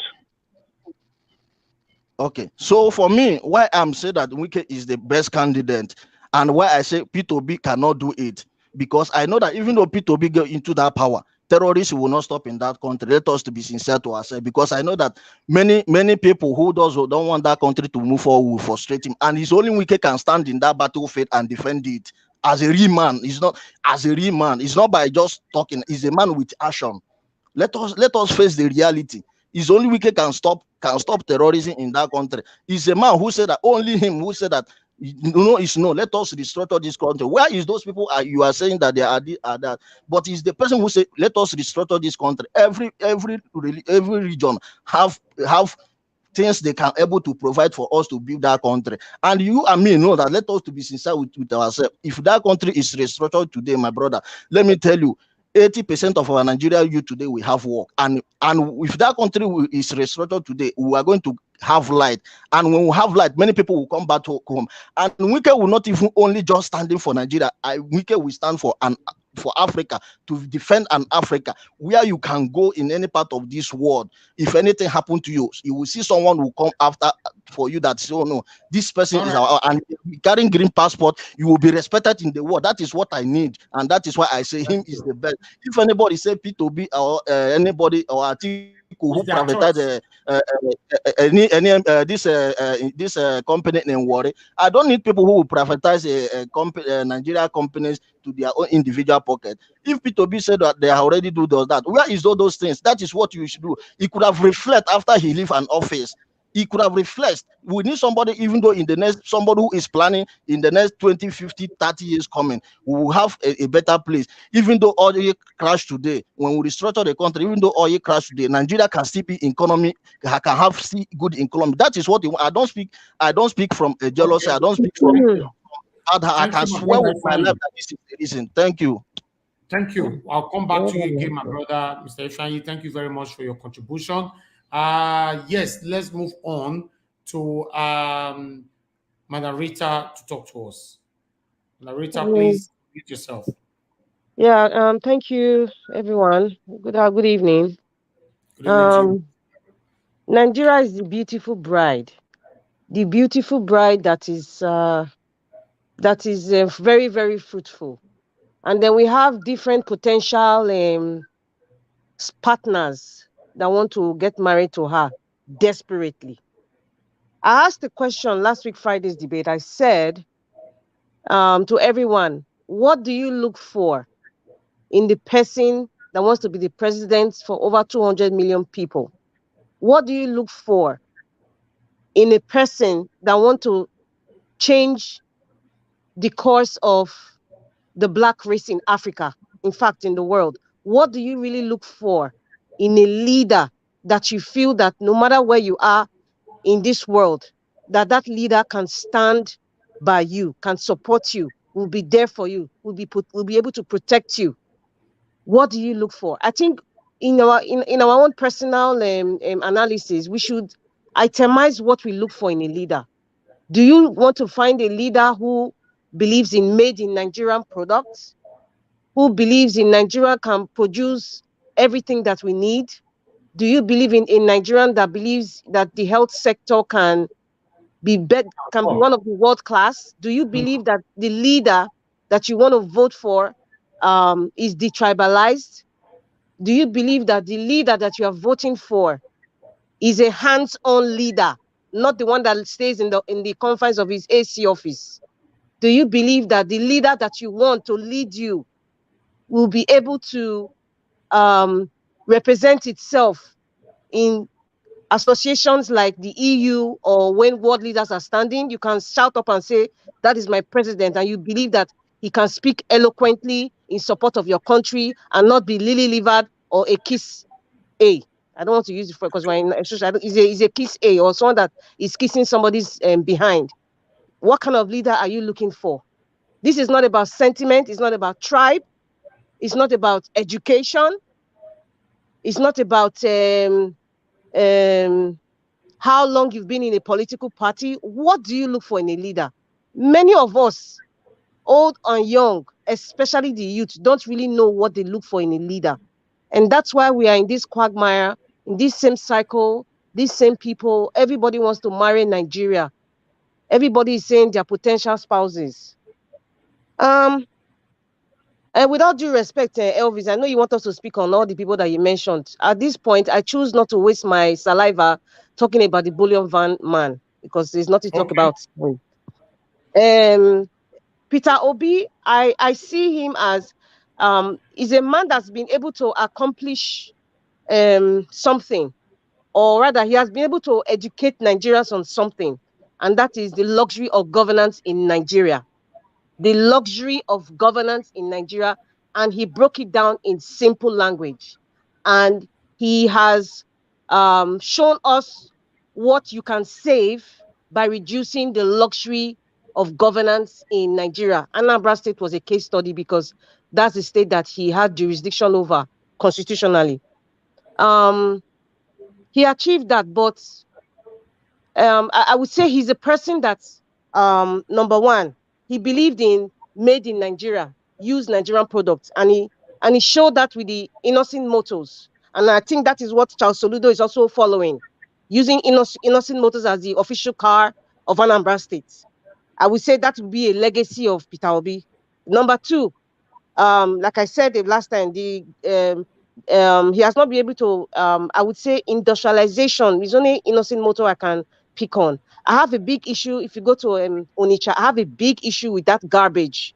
Is a health hazard. If he had made a recycle city from the millions of dollars that he saved, I think that would be like 80% for me. regarding Peter Obi. That's one of the things that I really see. Garbage, recycle city. We don't even have it. And I expected our technical governor, to have done that and generate a lot of revenue. Anyway, that's aside. Peter Obi is a banker by training. He's a banker. What do bankers do? Bankers try to save money. Bankers try to invest in money. And I think that's what he explained to Nigerians. And because of that investment, the luxury of Nigerian government made him save a lot of money. And I think that's the only thing Peter Obi has presented to us. He has brought a little bit of proof by telling us made in Nigeria products, by encouraging innocent motors, and also about the educational sector in Anambra, what he did. You understand? So that aside, now the second potential spouse that want to marry Nigeria, the almighty Wike. You see, I would say I look at Governor Wike as, somebody that has a high temper. People who have high temper, they tend to be the most softest, benevolent persons. If you do not understand them, you would think they are harsh. You would think they're just barking. You would think they're just noisemakers or bully. Let me use the word bully, like a lot of people have ascribed him to. The issue I have with Wike is somebody, I think, sometimes because of his love for the party he has supported with his blood and his sweat, I think that is kind of like a distraction on what he's supposed to do for Nigeria. And that is why he's always putting PDP forward. And with the history of PDP in Nigeria, I think that is a sore taste in my mouth when I hear PDP. I'm fighting for PDP. I have to be PDP. It makes it seem as if, is this whole thing all about PDP, or is it about Nigeria? You get what I mean? Mm-hmm. Wike is a hands-on governor. He has proven it. And I think many people are seeing it and trying to practice it. For example, your able governor in Edo State, sometimes I think you have to copy good things. I support copying things that are good. You understand? So I think our governor copied that when Wike had to looking at the black suits all over Port Harcourt, and like, hey, I'm going to the forest. He did that. He forgot about, he didn't care whether I was wearing Gucci shoes or anything. He entered the forest. So when he looks like a hands-on leader. And I think someone like Wike will be a hands-on leader in Nigeria, even fighting insurgency. He won't just be in Abuja making speeches or running quick to abroad for medical. Wike hardly travels out of Nigeria. Those are the things. We should start picking things that we want to see in a leader. Will Wike be the kind of leader that will support you in the times of need, even if you are outside the jurisdiction of Nigeria? He has proven it with the issue of John Nune. John Nune in the NDDC issue with Akpabio. When the federal government brought the police and all that to our house, he went there and stopped it. He said, this is a Port Harcourt daughter. That is a man that can stand for his people. We haven't seen that in Edo State. I'm sorry, I'm going back to Edo State because this panel, we are predominantly from Edo State. I am just doing the comparison. You understand? Wike, he has shown that for me. So I would see Wike and between Wike and Peter Obi, they both have different strengths. Najawash, can I just quickly say something? You want to ask question? No, I just want to, can we just stick to the subject matter? Let's not push it to our state. Can we just stick to this is a subject matter and let's not just push it? Because we don't want to give avenue like things. Yeah, but we can reference to our states. Yeah, but we know, but in terms of when we want to, this is subject matter, let us stick to it. When it comes to our state, we can deliberate on that. You're taking my time, you're taking my time. You've made your point. I get it. I will not. I understand your point. Yes, my eyes on the ball. Don't worry, I'm not distracted. Anyway, I'm not going to take long. I know I'm timing myself. So they all have both candidates have different strengths, and maybe as time goes by, I want to see something that will prove to me that okay, you are making the list that I'm making about the kind of leader that I want to see rule Nigeria. More people are still coming. More people are still talking. That's why I said they need to start telling us the roadmap. Start speaking up. Don't hide it, just like what our brother Omoyele was saying. You know what? Nigerians right now, we want to hear something that is going to change Nigeria. We don't want to be hearing rhetorics. You understand? Those are the two things for these two candidates. And so that's why, for me, I'm still sitting on the fence. Things are going to happen. people will start showing their true colors. But in terms of political party, PDP and APC, they're not in my good books right now. I don't care who represents them, but they're not in my good books right now. That's all I have to say for now. I don't want to overstretch it. Thank you. Thank you very much for your contribution. Let's move on to Engineer Ken. Then before we move to Mr. Monday, Engineer Ken, are you there with us? Yes. I'm here, and my lovely sister was just talking, and it was very nice. I thank my brother that called all the way from Indonesia. That's from the Southeast Asia. Well, my brother, Wike are proving himself a man, a dogged man, a fearless man. Wike is not a bulldog, but Wike is a lion, a man that can fight for his people. We cry for revolution. Revolution these days that we want is not a revolution of carrying arms, guns, start killing one another. We need a revolution that can say, I'm a Nigerian. I will fight for my country. We can't, wherever he goes, he carry Port Harcourt along. He say, I'm from Rivers. Whatever I do, this is my people. You show me. Let's use our own state as a case study. None of our governors that have come to Edo State have had Edo State in their heart, as their number one priority, or they are being proud of the state that they came from. So if a man like Wike can do this, definitely when he gets there as the president of Nigeria, he will regain back the glory of Nigeria. Trust me, he will bring Nigeria back to the old glory. This man that come from Indonesia, I've been to Asia. I schooled in Asia. This guy, if I tell you what they are passing through in Asia, we are talking about racism. It's like 1,000,000 times in Asia. Mostly when you carry that green passport as a Nigerian, a rat has value than you in Asia when they know you as a Nigerian. So we need a fearless man that will stand and says, this is my people. Omowole will be a man like that. But is this. They will not give it to him. He has no power to fight for it. He has to, he's my very tight friend, but he has to start from somewhere. So if a man like Wike comes in as the president of Nigeria, Omowole showed him my high opportunity to be there as a minister or somebody that can work for the country. And if we go to Peter Obi, yes, a nice guy, a smooth talker, a guy that saved money for the country, for his state. It's a good thing. But you know what? I'm an investor. If you're an investor and you're a job creator, you don't save money. You don't save money. Wealthy men don't have cash. What they have is assets. You understand me? So you don't save money. You left $1 billion or $100 million in bank. Doing what? Doing what? When Onitsha is very dirty. It's very dirty. The bridge is falling apart. You didn't fix the bridge. You didn't do a lot of stuff. You busted up innocent motors. But if you look at it very well, that is a red flag. That means the worth of innocent motor is on the money that is being used from that state, that came out from that state. He invested his state money into innocent motors. That was what he was just talking of, indirectly.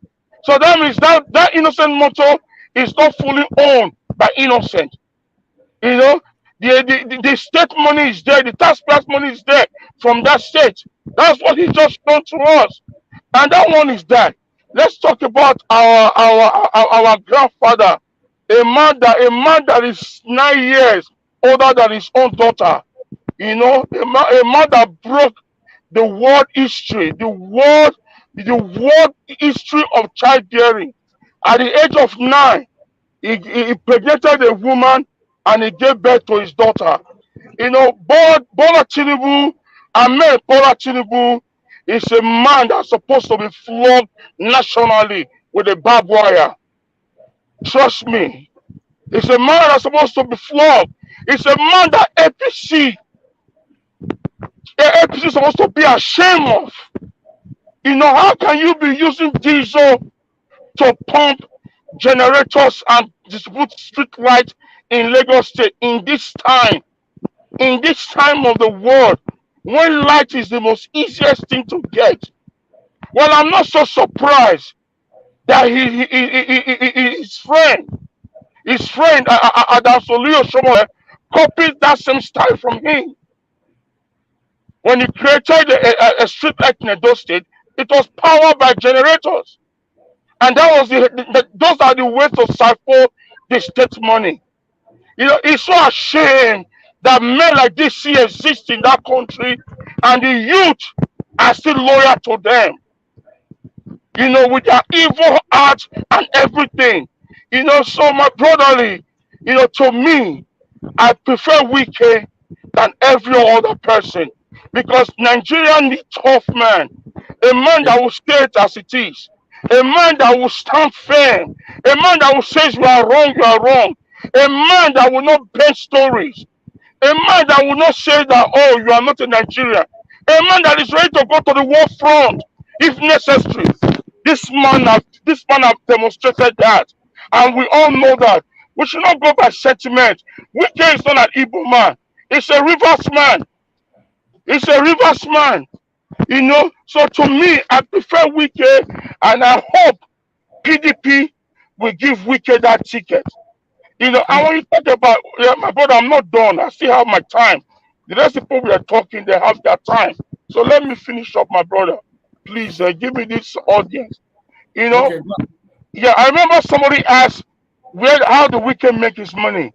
That man has been PDP since 1999. Since that time, that man have never messed around from PDP to another party. He stays in PDP. For local government chairman, he worked his ass up. You know, a man like that has been tested right from the bottom to the top. Those are the kind of a man that we want. A man that can take Nigeria glory to future. That's the kind of a man that we want. Not a man that will steal the whole country's money and put his own wallet. Look at how he went down. He went back to Germany to retrieve a plane that was being missing for how many years by the previous government. That was Amechi. You know, but he went back there to get taken. He said it belongs to Rivers State. Let this plane come back to Rivers.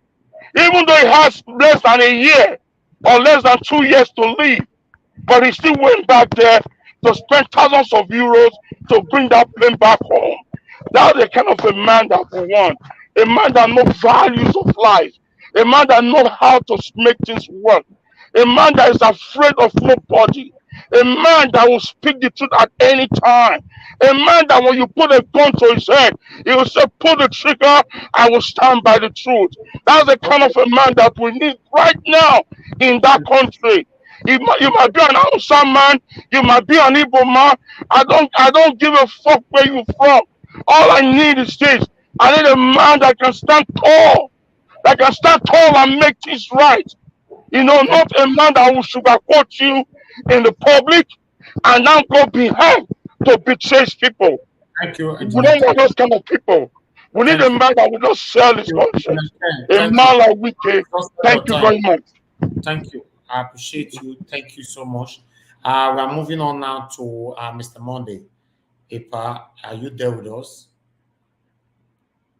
Mr. Monday, you need to unmute yourself if you are right there with us. Mr. Monday is not available. Available. Then talk to us, sir. Yeah, good evening, full house. You know me. Everybody know me. I'm not ready to come in and sugarcoat anybody according to Engineer Ken to sweet talk anybody here. I'm just going to use my convenient language, and that is the Pidgin English. I've had the opportunity to just listen to everybody. My fear here is what I'm going to amplify it, and that is the aspect of the Southerners. If we miss this chance, we will be playing to the gallery. The Northerners will take over again for another 8 years. If I have to start from the way the other people started, the way they did their own, I would like to go through to, first of all, a swipe on Atiku or Tinubu, but I think I'll take Tinubu first. One of the reasons I'm supporting Tinubu is that, one, his lineage on the religion, and that is a Muslim ticket. He will stand out there representing the southern part, and there's every hope, about 75% chance that he will get the ticket, and then he will win the election. He's got Tinubu. Okay. Because he's got the wherewithal, he's got the power, he's got the money, and he's got popularity among the Northerners. Compared to Wike, Wike will get the whole of South, the whole of South and the Southeast. And Southwest, he may try, but of the northern part, he may not get votes there. This is where the problem is. Then I, for one, I'm ready. I know that is another modern day Idi Amin. That's Wike, a revolutionary. But it's easier said than done. It's not been there. He can bully his own state because, according to Engineer Ken, from local government chairman to this and that, or to governor. Then, compared to Tinubu again, like I said, it's got the wherewithal. The problem with our youth or our people, let me not say our people, some people, they keep, when it comes to the issue of choosing who will be our leader, they always look at it, the Southerners. The Northerners only need 2/3 of a state, or 1/3, I think it's 2/3 of a state to win election there. The Southerners, some of them are the problem which we have in Nigeria. They will now say all this, talk down, push down a lot of good candidates. At the end, the Northerner will take over. If we are going to support the Northern candidate now, the most popular one is Atiku versus Wike. By now, I could say Wike is stinkingly rich, if not richer than Atiku. Atiku may click the ticket and he will win the election based on the present state of the economy, which a lot of people do not understand. The economy is so bad, we all know. The problem here is that subsidy in the oil, which dictates the part of the most of the economy, is being subsidized, and they've removed subsidy now, which we refused the last part when Goodluck Jonathan was there, and now we are paying a lot of money to get energy, to get fuel. A lot of people are using it. Let's not forget, I think Buhari government is one government that has come in, which we just talk down or try to smear today. It's one of the presidents that has produced most infrastructure for Nigeria. People need to sit down and look at it. They should just forget about wasting time on people like, I don't want to mention, a lot of people crack up here now. People like Sowore, they're going nowhere. And that is the honest truth. The Nigeria politics is based on two-party system in a way. PDP and APC at the present time, their names. This is either PDP or APC, but I must warn that we should not be so emotional to talk down our Southern representative. Like our sister, Madam Rita said, our technocrat governor supposed to be this, supposed to be that. She's very right. Nowhere on earth in the Western world, in the developed country, would they allow a banker to be president or prime minister in any country in the world. If I like quote, it only happened on Kekebu 1 in Italy. No one, because they don't spend money. What about France? France. Emmanuel Macron was Minister of Finance in France. Is he a banker? Minister of Finance. Is it investment banker before he became the Minister of Finance? Yes, he did. Yes, he did Yes, he did investment banking. Investment banking. Okay. Yes, he did. At the moment, is France better off? At the moment, no, but he's president. I've said developed countries. You've been able to mention 1 or 2 countries now. That aside, as for Obi, I think he lied. This is the problem with our tabloids or our journalists. When he mentioned 50 million in this, 50 million in that, why all the money were just even 50 million, they're not less, they're not do anything, everything just be 50 million. Those are lies. Nobody verified it. These people, you don't trust them. I, for one, will not want somebody, an Igbo man, to come in there and begin sell Nigeria. This Obi, look, listen, they will pay him now in the course of the primary. He will just sell out. This is how they've been playing their game. It's just a pity. It's just I was surprised to hear that people in Alaba market didn't go and pick fund they want to do president.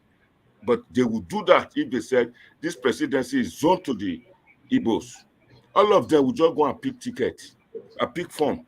They'll say they want to be. Then outside man will come, will just give them dollars. Then they will give their form for their fellow Easterner to take it. Wike will muscle a lot of votes for the Southern Nigeria. He's a good candidate. He will spend small money, and even if care is not taken, will be a rival to Tinubu. So these are just my point for the time being. I'll come back again when I hear good analysis from reasonable panelists there. Thank you. Right. Thank you. Before we move on, let's pick some calls. We have Ali Luis here with us. Good evening to you. How are you doing today? Wow. Hello, please. Can you mute yourself? Hello, Ali Luis. Can you hear me? Hello, yeah, I can hear you. Hello, good evening to you. How are you doing today? Yeah, not bad, sir. Your guys are having a very nice discussion. It's really enjoyable.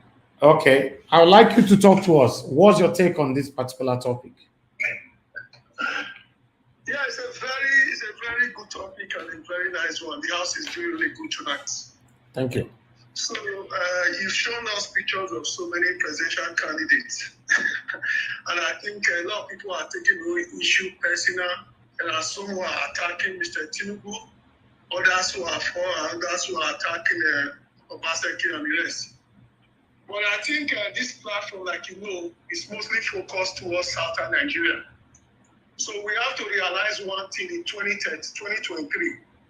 Do we as people in the South want the presidency or we don't want the presidency? That's the first question we need to ask ourselves. Because at the moment, we are choosing within ourselves who is the devil and who is the saint. If you go to northern Nigeria, Atiku Abubakar are stealing more than even the Tinubu people are just talking at the bat. But no northern man has come out to say Atiku has stolen.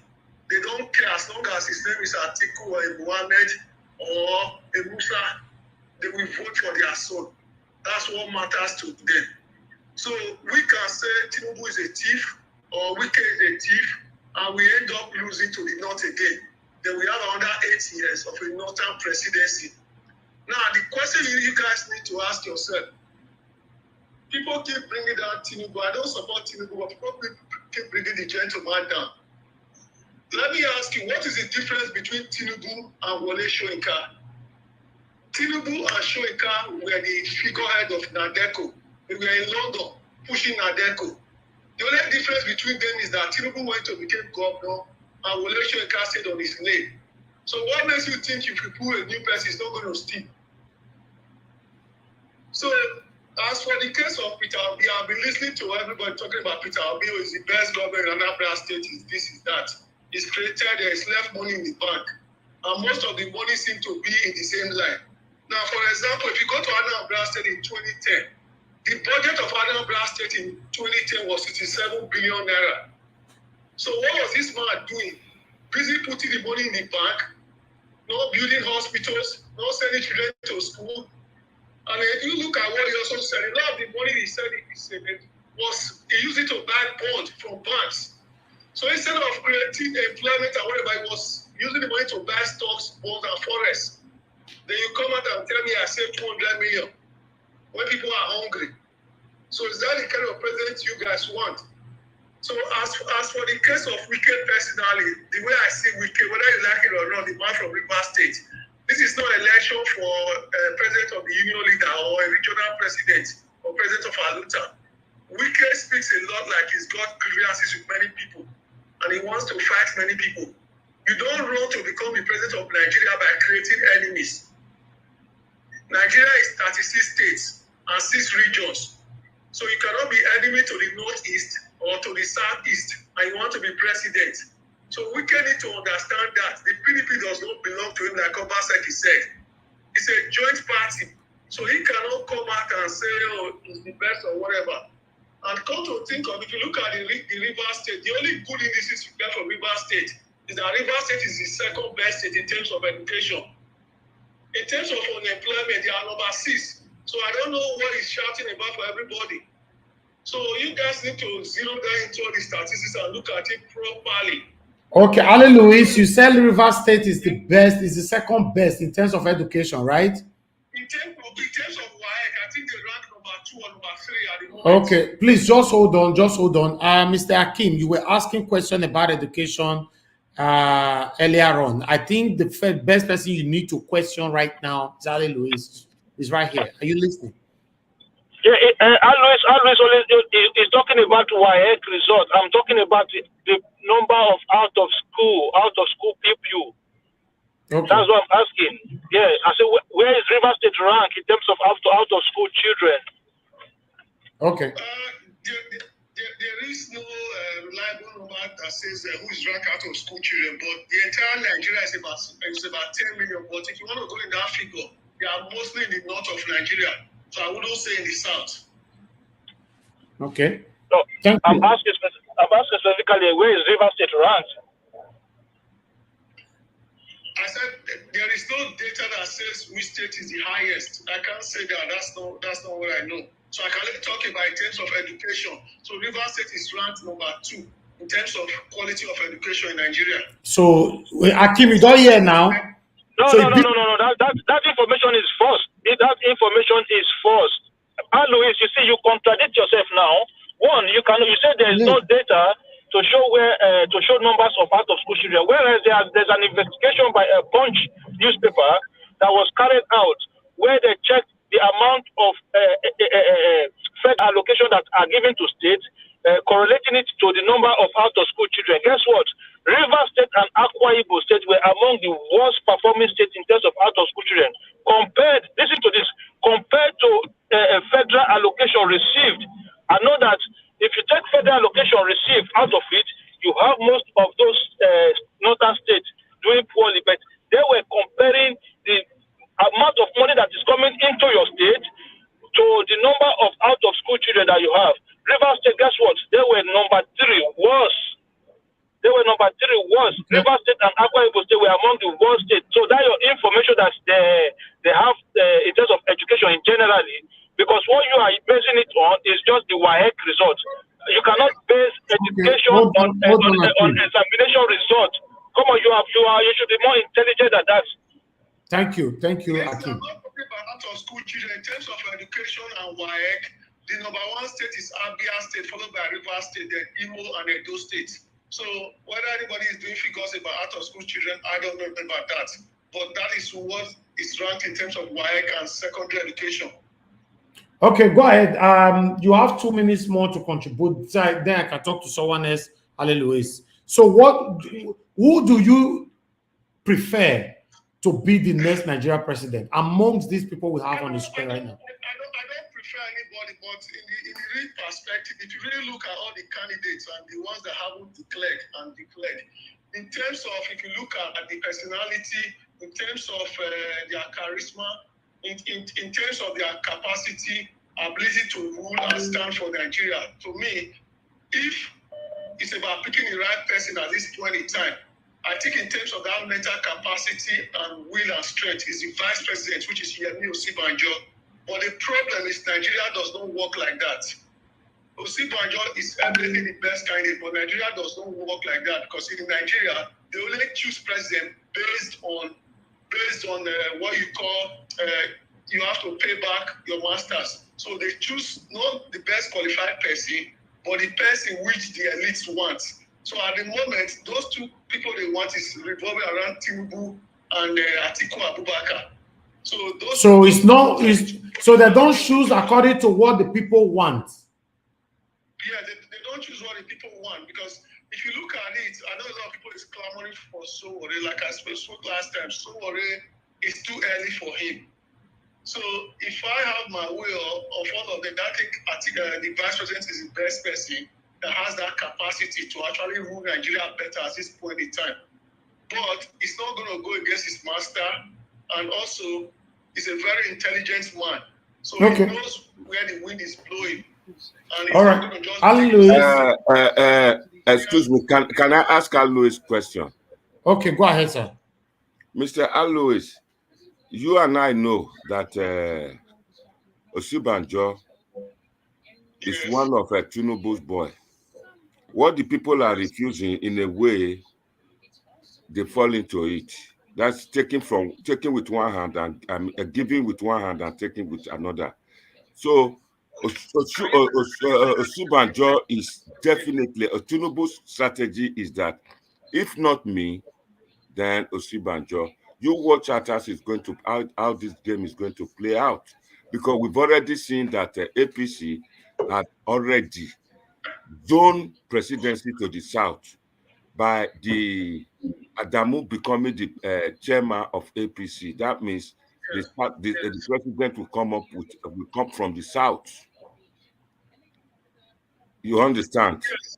Then Atiku will be the main dark horse there. Will be the dark horse that will muzzle most of the votes in the north. Okay.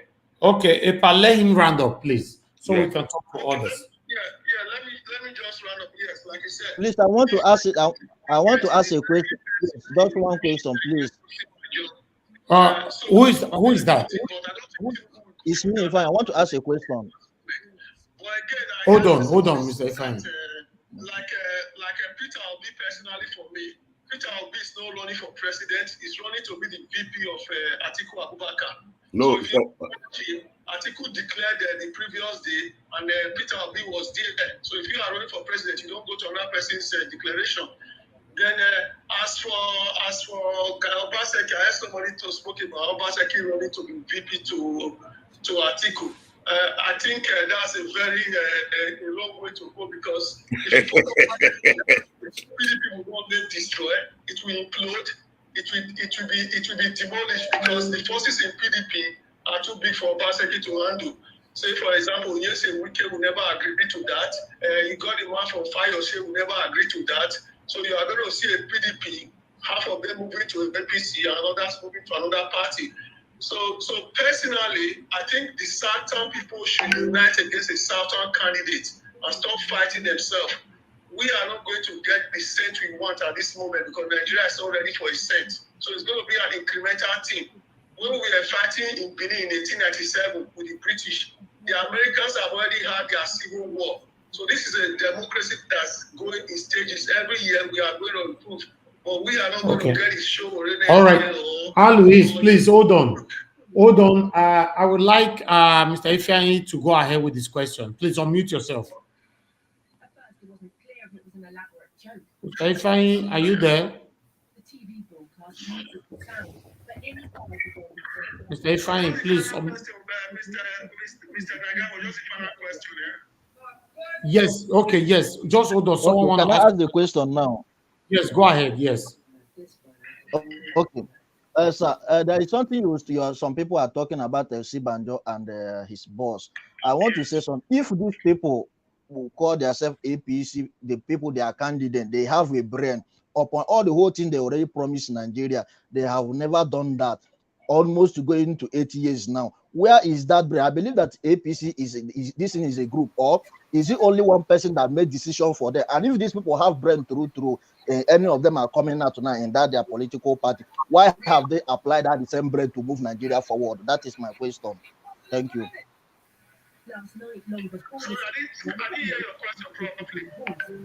He said they're not me. I said, my question is that you mentioned that Osibanjo is the best candidate, which is his current now is the VP of Buhari, and which we know this is a group, a political party, and before they make a decision, they will come together and make this decision. If him have something uphead with all of them who is coming out in that APC, why have they not moved Nigeria forward? If they have anything to offer, almost going to 8 years now, if they have something to offer, why have they not done that? That is my question. My brother, there is no one answer to who's going to move Nigeria forward. Let's be honest with ourselves. If you take APC away from the governance of Nigeria today, take PDP away. Alois, you are diverting, please. In case you didn't get the question right, Alois, our Vice President Osibanjo have been there now for almost 8 years, and he have not done anything different. Why do you still choose him to be the best, to be the president of Nigeria? As a vice president, he has been handicapped. Okay, go ahead, talk to us. Okay, I've heard the question. The reason I've chosen him, I've looked at all the candidates. You've listed Atiku, listed Tinubu, you've listed Peter Obi. It is the best among the lots you have listed. I'm not saying it's the best Nigeria in Nigeria. There are other Nigerians who are eminently qualified and better than him. But what I'm saying is that if you look at this group of elites you have listed, in terms of capacity, in terms of temperament, in terms of ability to bring people along, is somebody that will listen, which is one of the qualities that Jonathan had. He had the ability to listen. Osibanjo has it as well. So it's somebody like that who can listen to all Nigerians. All right, thank you. So it's not a question of who's going to fight or who's going to say, I'm going to give my brother big contracts. That's what I'm saying. Thank you, so thank you, Alois. Other Nigerians, like the governor of the CBN, is eminently qualified. You have Tony Elumelu, obviously somebody into politics. He's a very qualified and intelligent man. So Donald Duke in Cross River State is eminently qualified. But I'm just saying, within this group of cabals which you have listed, the vice president appears to be one person who doesn't have what the other people have, and one person who is different from all of them. So if I'm choosing within all these elite you're talking about, the vice president looks to be the best qualified and the best person who is not going to fight one person or put heads together to fight each other. Thank you, Alois. Thank you. If there's any need, you can still call back again. Thanks for your contribution. Okay. God bless you. Yeah. All right. Please, panelists, just hold on 1 minute. We have a caller right here, Mr. Osas, all the way from Sweden. Please talk to us. Good evening to you. How are you doing today? Yeah, good evening, Mr. Najawash and the panelists over there. I just want to air my view. For me, personally, if Moyele cannot have it because of people think he's not qualified or he's not financially buoyant, and also we could give it to Wike because Wike have proved himself personally for me. You know, all these things they are saying, Wike is a bully or is not a bully. See, we don't want to see any situation where we will now zone our president. We will start complaining that it's Kaba that is controlling him. It's not the one ruling. It's Kaba that is controlling. That is what Nigeria don't know. For now, this kind of democracy that came to Nigeria, that Nigeria was not ready for. Since we are still operating on democracy, Nigeria still needs some hard hand, iron hand, that can speak to people the way it is. When you mess up, somebody that can tell you that what you are doing is bad and it's wrong. That is what Nigeria needs. Not when somebody tells somebody what you did is wrong, then people try to combat it and say, this man is, you would have called it on the corner. No, that is not what we are saying now.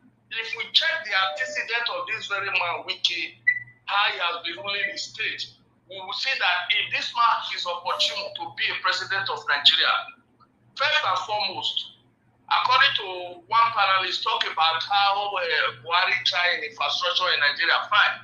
But what Nigeria is facing as a security threat at this moment is more than these things we are talking about, this infrastructure we are talking about. The first thing is security. When a place is secure, investors will come in, people will come in. That country over there is not secure. And we need a person, we need a man that will take the bull by the horn and say, yes, let me secure this place as long as I'm the president, so that I won't be ashamed when I'm talking.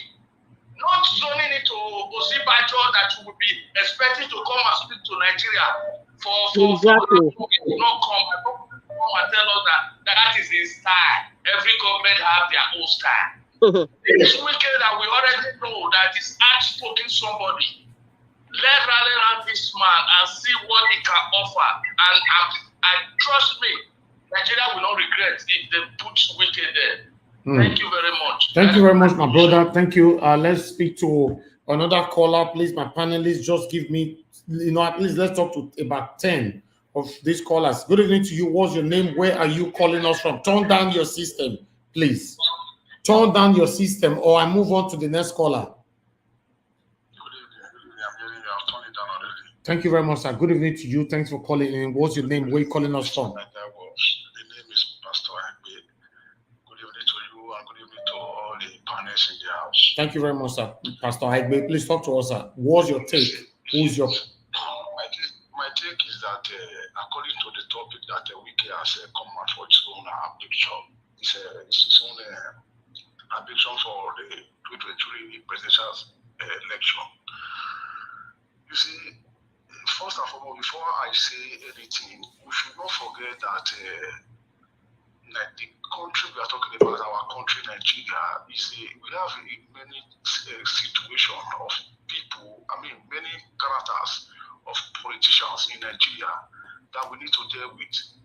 All these people that is on the line right now, apart from Omoyele Sowore, all these people that is on the line right now, they are all politicians. When I mean by politicians, they are all politicians. Politics flow through their veins. Listen, these people can behave low, so cool like a cat to catch a rat. And when you know what, when he catch a rat, he devour it. This is what these people are. Which is what these people are.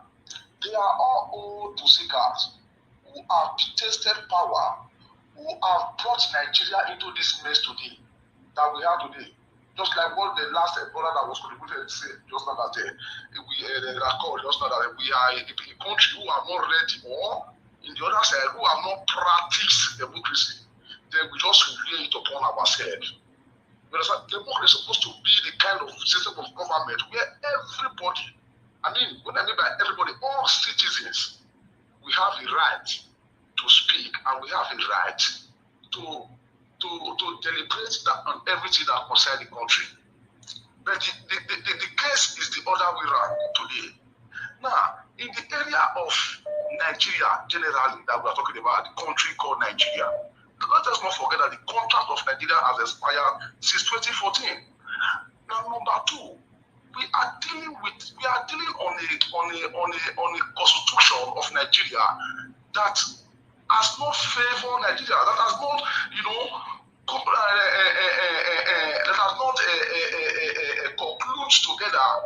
conclude with all Nigerians. It's a constitution that forced on us by the military. You understand? So the constitution that we are dealing with are making all these people to do whatever they want when they are in power. Number one is for we to destroy that country or to reamend the constitution.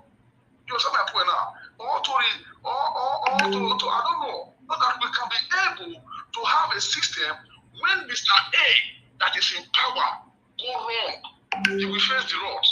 of the judiciary system. When Mr. B, that is in power, go wrong, he will face the wrath of the judiciary system. But this cultural system that we are having today, that we are dealing on today, give room to all these people to behave what they like. You understand me now? For my own take, everybody's talking about Showore, Wike, Osibanjo, whatever. These people are with them. Osibanjo, listen. They said a lion must always be a lion. If Osibanjo cannot do anything under President Muhammadu Buhari, Osibanjo cannot do anything if he became a president. He don't have that action. Are you understand me now? Yeah. Then a person of Wike, I see Wike like a man, like the motivational speaker. Wike just like a motivational speaker, a person who can just tell you your error to your face. Are you getting it now? Yeah. But on behind you, he will take you back and go around. Don't forget that Wike is fighting for the interest of his own party. Wike coming out to speak, Wike is not fighting for the interest of Nigeria. Wike is fighting for the interest of his own party. Thank you. Thank you very much. Yeah. Which we all, just let me speak, brother, please. Which we all know that before you become an aspirant of presidency or of a governor, you must come under one political party. And the party that is ruling Nigeria today, the PDP and APC, and one other thing, APC is a party that we all know today that is not a party, it's a party that come together and form one broom, which is not registered as a party, like the way the Western world is. When you form a party, the party will be registered and they will know that one party as one political party. And if order is coming onto that party, they will carry that umbrella of that one name of that party. You understand me now? Okay. So, my take is this. Person on Showore, we could have given Showore a chance, but they know that Showore will do something more better. You know what they did? They caged Showore down. Showore cannot come out from Abuja. Don't let us not forget that.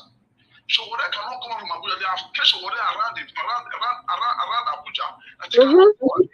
Exactly. People ask for Showore cannot move and campaign. These are the things that weigh Showore down. They know that Showore have an idea of foreign ideas. And secondly, for example, just like we are talking right now, most of us we are living abroad.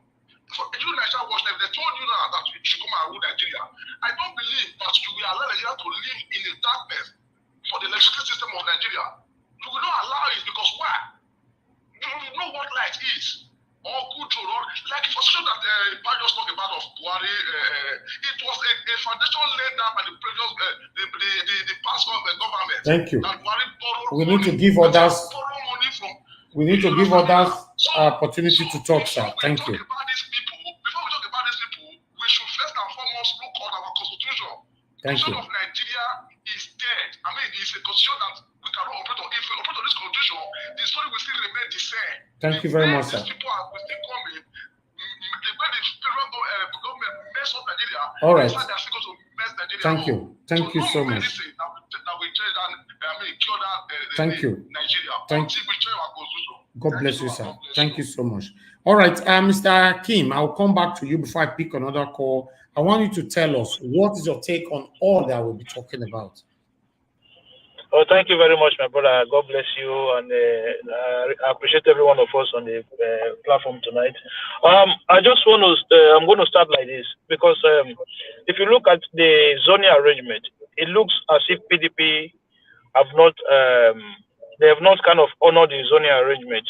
And from all indication, it looks as if APC have, they kind of honor the zoning arrangement, because if you look at the people that have declared in PDP, you have Northerners and Southerners, they've all declared. But if you look at APC today, not a single Northerner have declared under APC as we speak right now. Everybody that have declared under APC are all in the South. So it looks like the Northerners in APC have given the chance to the South.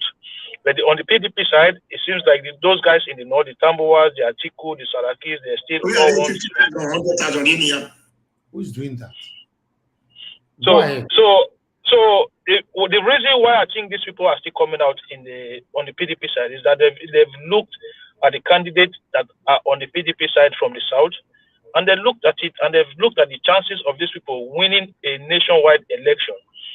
I tell you today, if PDP present Nyesom Wike as their candidate, they will lose the election by landslide. Easy. It will be an easy election for an easy victory for APC. If they present Peter Obi, it will be this. These people do not have the political cloud outside of the South and the Southeast. They don't have it. They're just like more like they're popular in the South. But when you go to the North, these are not people that have any connection. Nyesom Wike does not have any connection to the North.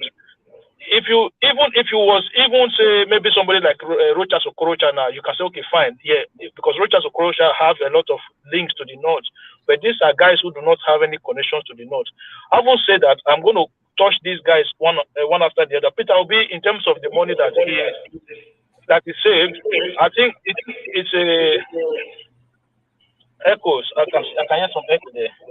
Please, everyone, mute yourself. Please mute yourself. Whatever you are doing behind, we don't want to hear it. Go ahead. So as I'm saying, with Peter Obi, when I said I don't mind if government are putting money away, but you must do that knowing that your place is a fully developed place. Because even if you look at the West, a lot of these countries that are very high level in development, they still even borrow money. They still take money to do some level of infrastructure. So you that come from Anambra State inside Nigeria, there are still roads, lots of roads in that state that were not fixed. Then you're telling us that you left so millions. So, okay, where are the money today now? They're all gone. The next man is being arrested by EFCC. So you left it for your guy to come and take it or what? I don't understand. So why are you leaving it? You left it, somebody else came in and they took it. So what's the point of leaving the money in the first place? Those roads are still not fixed. Those schools are still not built. Those hospitals are still there. So what if you had just used those money to develop those infrastructure then? And let this Obiano come and do it own. So for me, that is a no, because Peter Obi is kind of governance. I don't have issue with him. It's a very clever person, but I don't like it. You understand? I like people who are more progressive in their way of thinking. But in terms of Wike, I want people to understand something. As we speak today, it's 44%. 44% unemployment rate in Rivers State. It is higher than the national average of 33%. Out of school children, when you compare it with the amount of federal allocation coming into Rivers State is doing worse than most of the states in the country.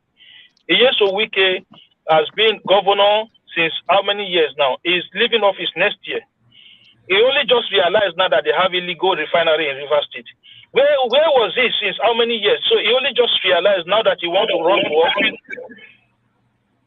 He only just realized that they have illegal refinery. Who is Omuchi themselves there? Go ahead. So he only just realized now that they have illegal refineries when the hair in rivers, you cannot even breathe them anymore. So all of a sudden, he's using those things as a photo op to kind of gather some support for himself. So in terms of respecting tradition or culture, have you seen the way the man treated traditional rulers in his office? When he gathered traditional rulers into his office and he's giving them mandate. The other one was shaking his head, say you I think you that is shaking your head. That is disrespect of the tradition. People are telling me that he respects his people, he puts his people first. Who are his people? Those are his people. The culture, the tradition, those are your people. Those are the people who lead your people, and you treat them like that on a television set, and people calling and say, "Oh, he carry River State at his side." Those are your people. He disrespected his people when he did that. So I will say that, my brother, if you guys want to say put corruption to one side, because I've asked people, where did Wike go his money for? Nobody's telling me. Tinubu that people are condemning today. Tinubu, at least he has worked somewhere before he came into government. Nyesom Wike hasn't worked anywhere. He's never done any job anywhere. He's coming from local government all the way to governor. So where is he getting the money that he's using to bankroll a political party nationally? Where is he getting the money that he's using to run for presidency? So if we want to set a standard, my brother, that standard have to be held against everybody that is running for this office. If not, we should drop that standard, and then we just look at their policies as people, and then we pick one. That is my submission. Thank you very much, guys. Thank you, my brother, Mr. Akin. Before we move on, I would like us to also hear from Dele Momodu.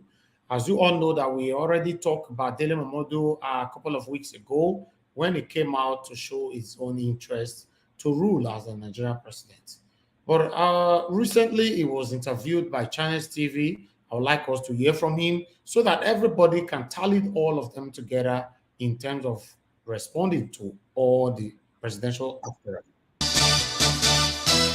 We are speaking to Chief Dele Momodu, who is a media icon, certainly, and a presidential aspirant. Thanks for joining us this morning. Should I just say Bob D? I'm even wondering how that will sound. President Bob D, right? Well, it will sound very funky. Good morning, and how are you? Okay, very well, thank you. Well, perhaps you want to take a bite at the conversation we had previously. I'm looking at some research documents, of course, it's your specialty as well, research. And I found that the very first policy of government in Nigeria in terms of agriculture was in 1937. And so many others have come over the years. And now we have one of the foremost ones we have today is the Anchor Borrowers Program.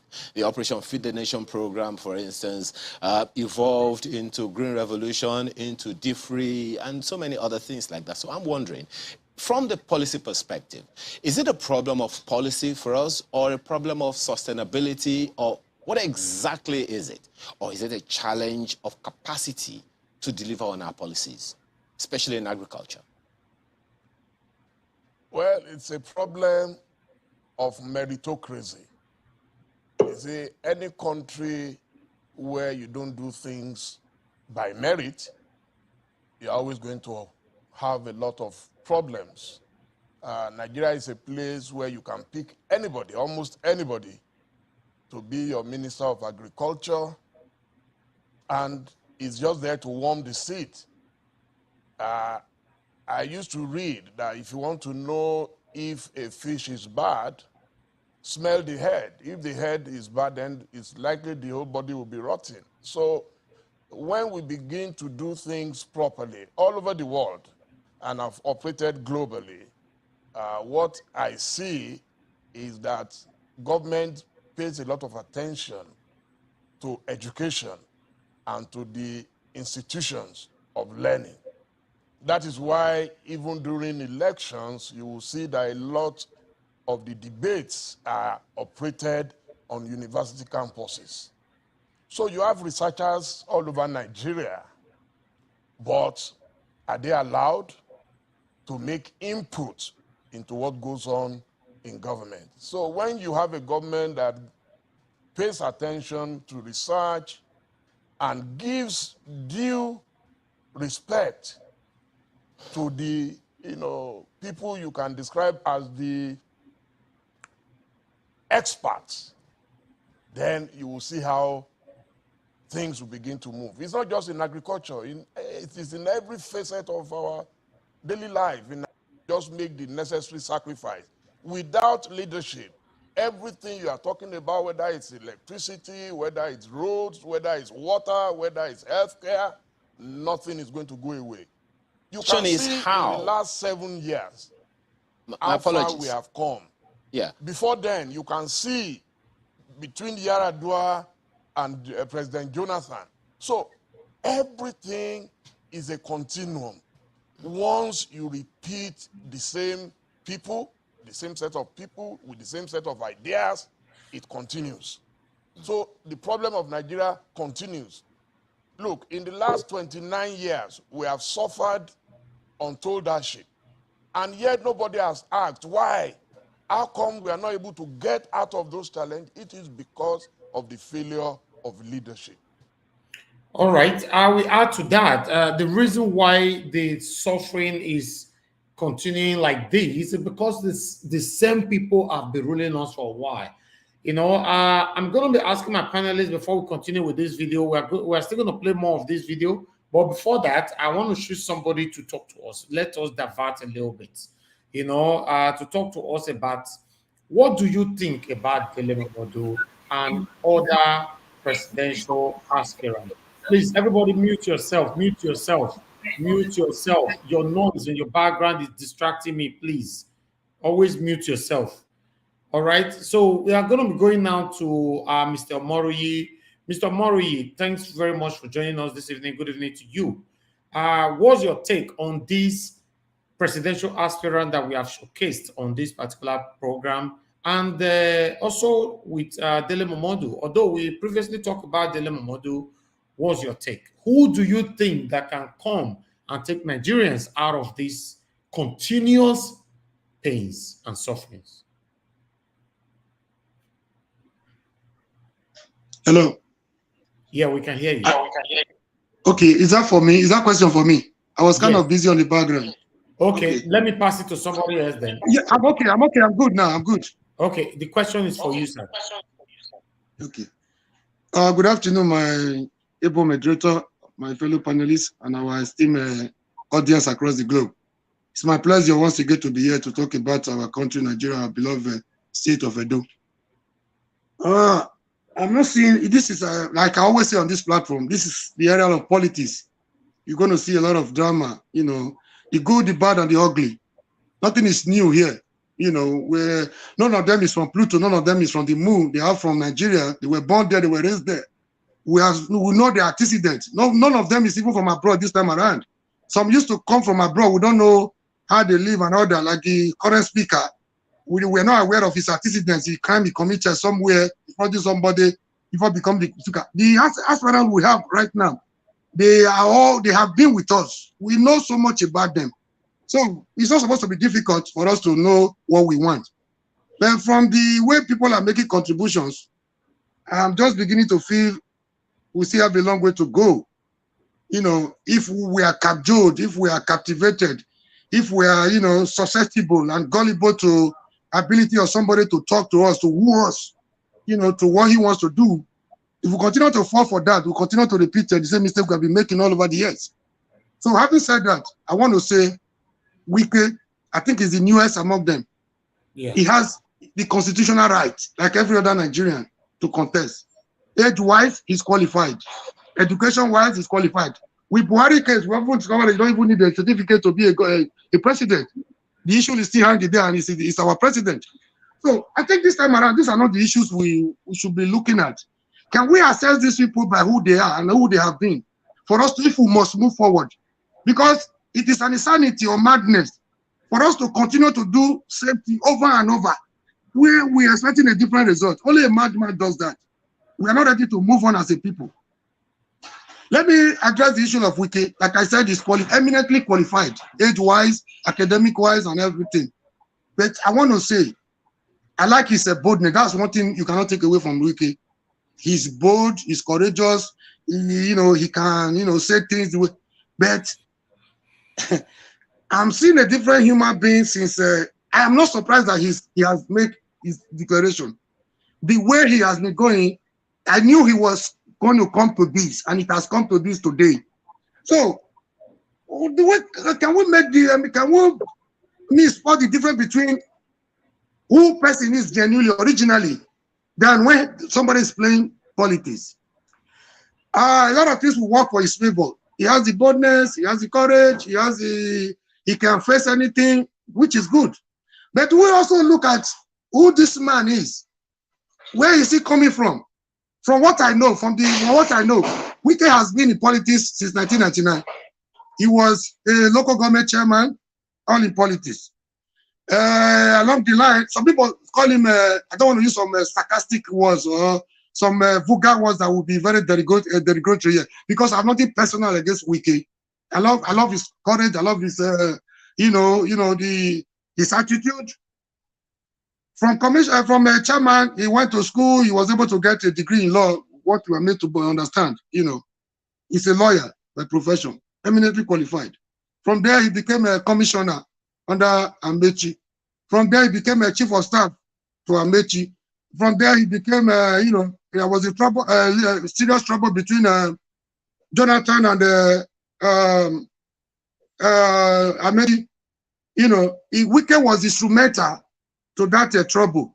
It was the reason why they never settled. That was what led to the movement of Rotimi Amechi from APC from PDP to APC.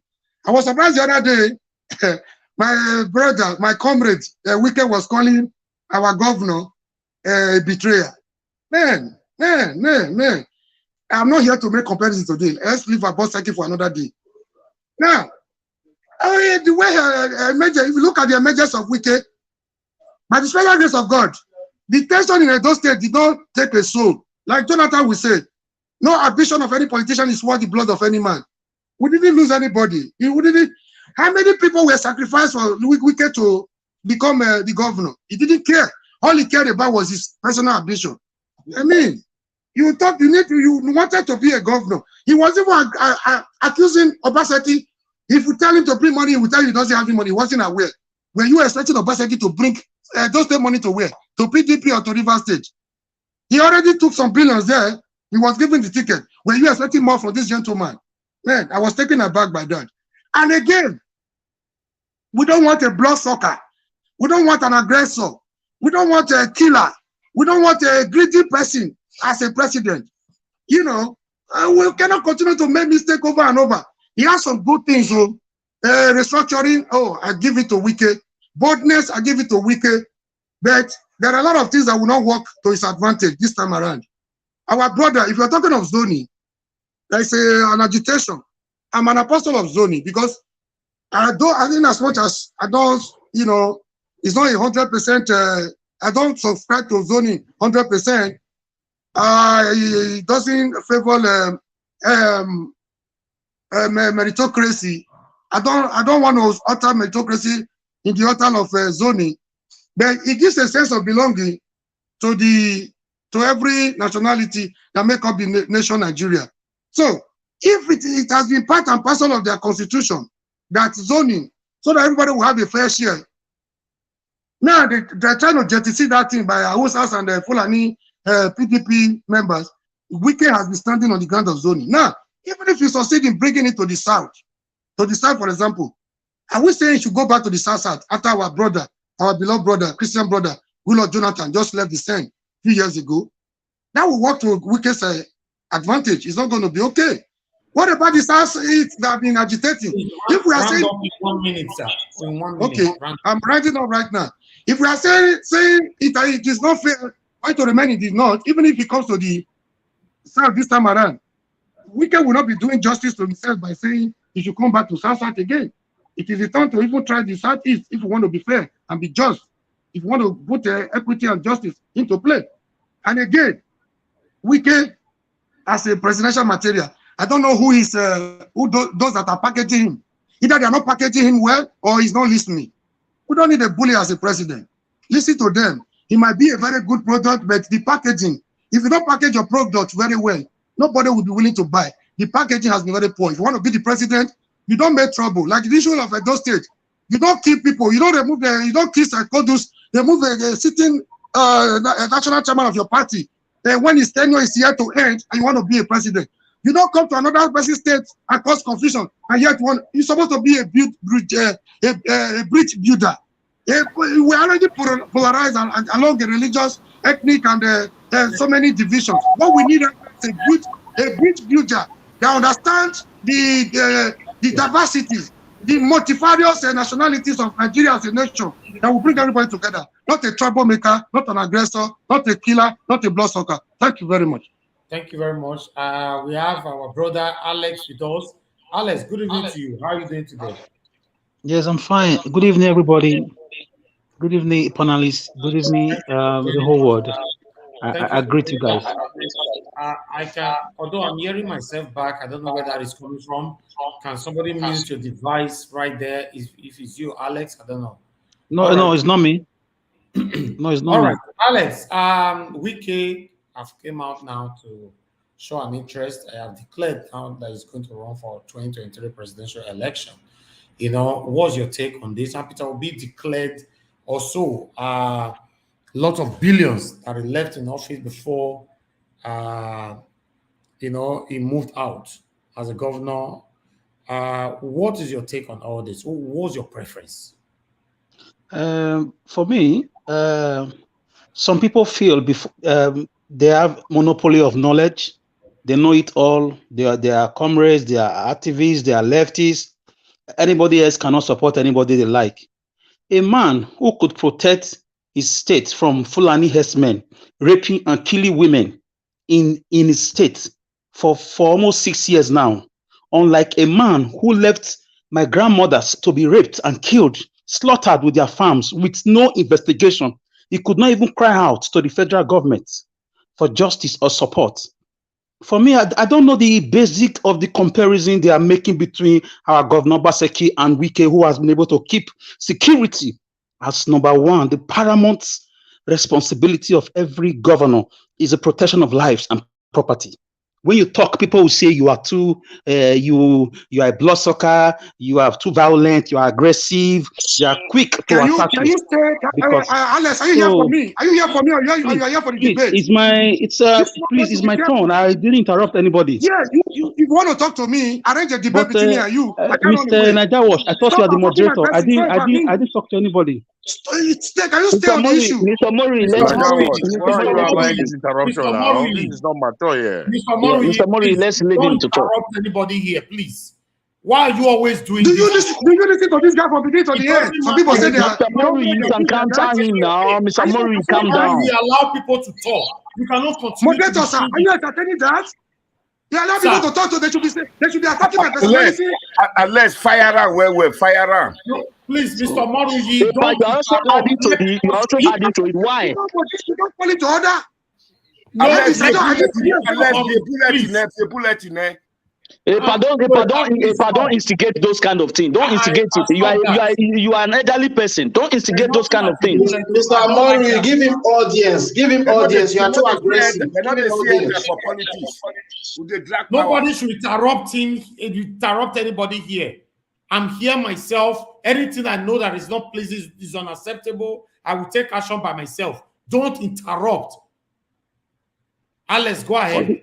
I'm not ready to take it. Don't want me to interrupt, and I'm not ready to take it from beginning to the end. It's all about me. You are too aggressive, Mr. Mori. You are too aggressive.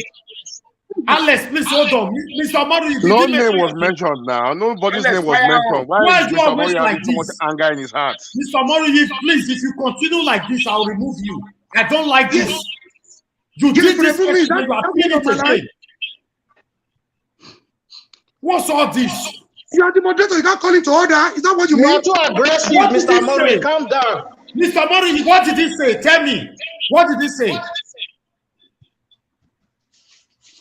No, tell me, Mr. Mori. What did he say? He didn't say anything. Let it continue. He didn't say anything. Why are you always like this? Why do you like interrupting people? If you unmute yourself again, I'll remove you. Please. There are simple rules that we are finding it difficult to follow on this platform, which is very, very wrong. Why are you threatening that you remove me? Is that the end of my life? Will I die if you remove me?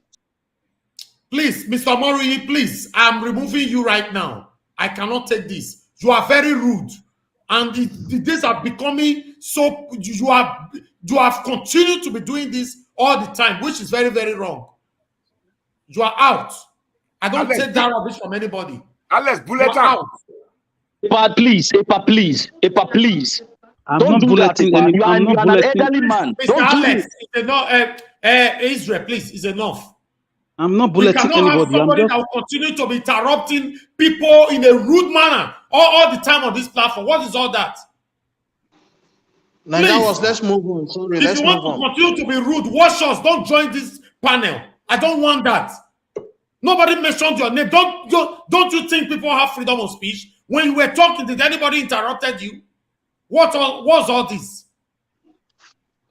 I said it before. Anybody that's on this platform, if you think you are doing me a favor, don't come.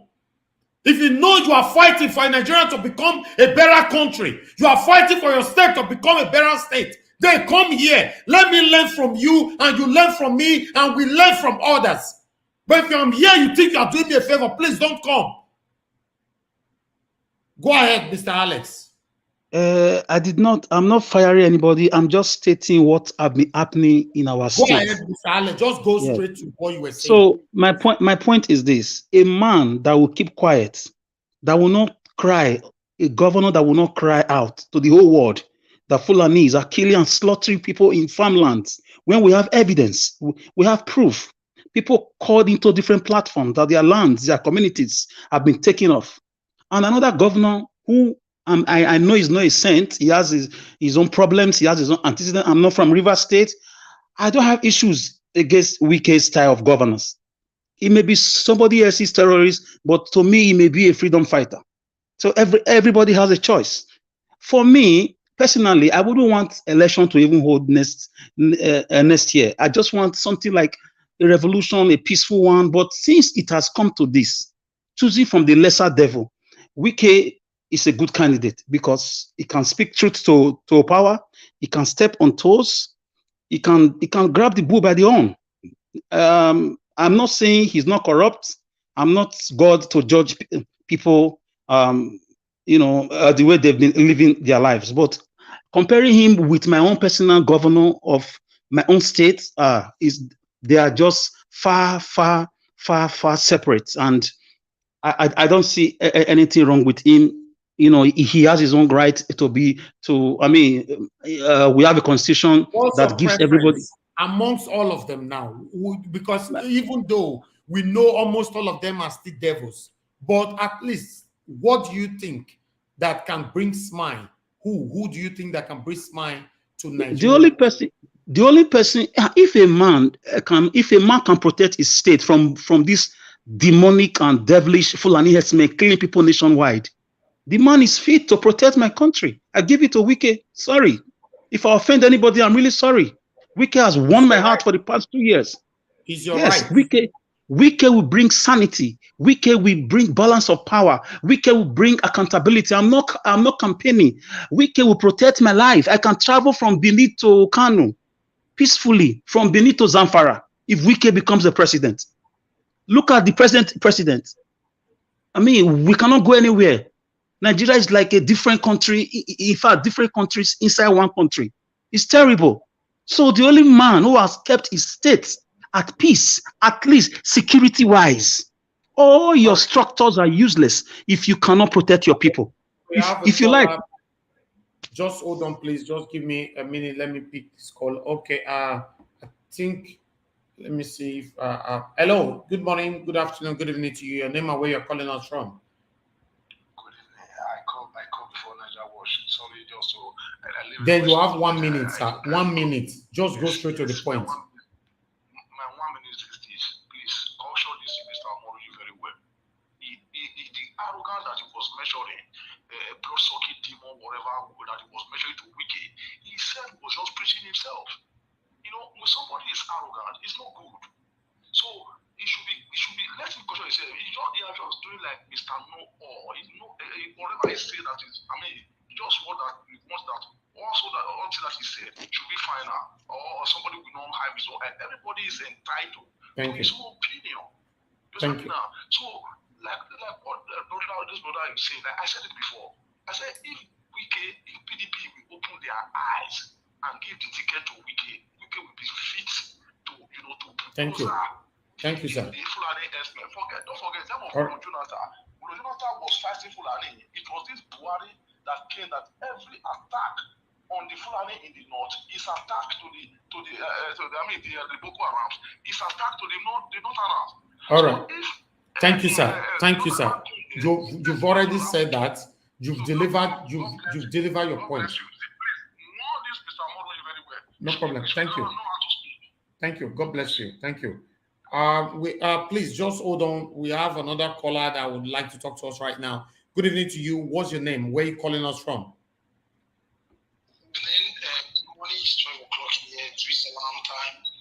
Thank you, sir. Please. Go ahead. Talk to us. I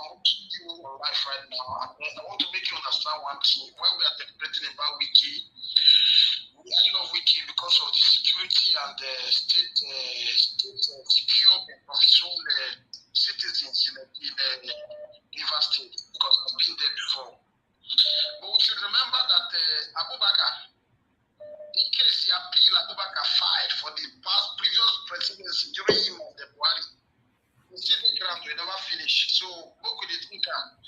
Wike might not even get this ticket for PDP. Whether we argue for now, just a quarter for the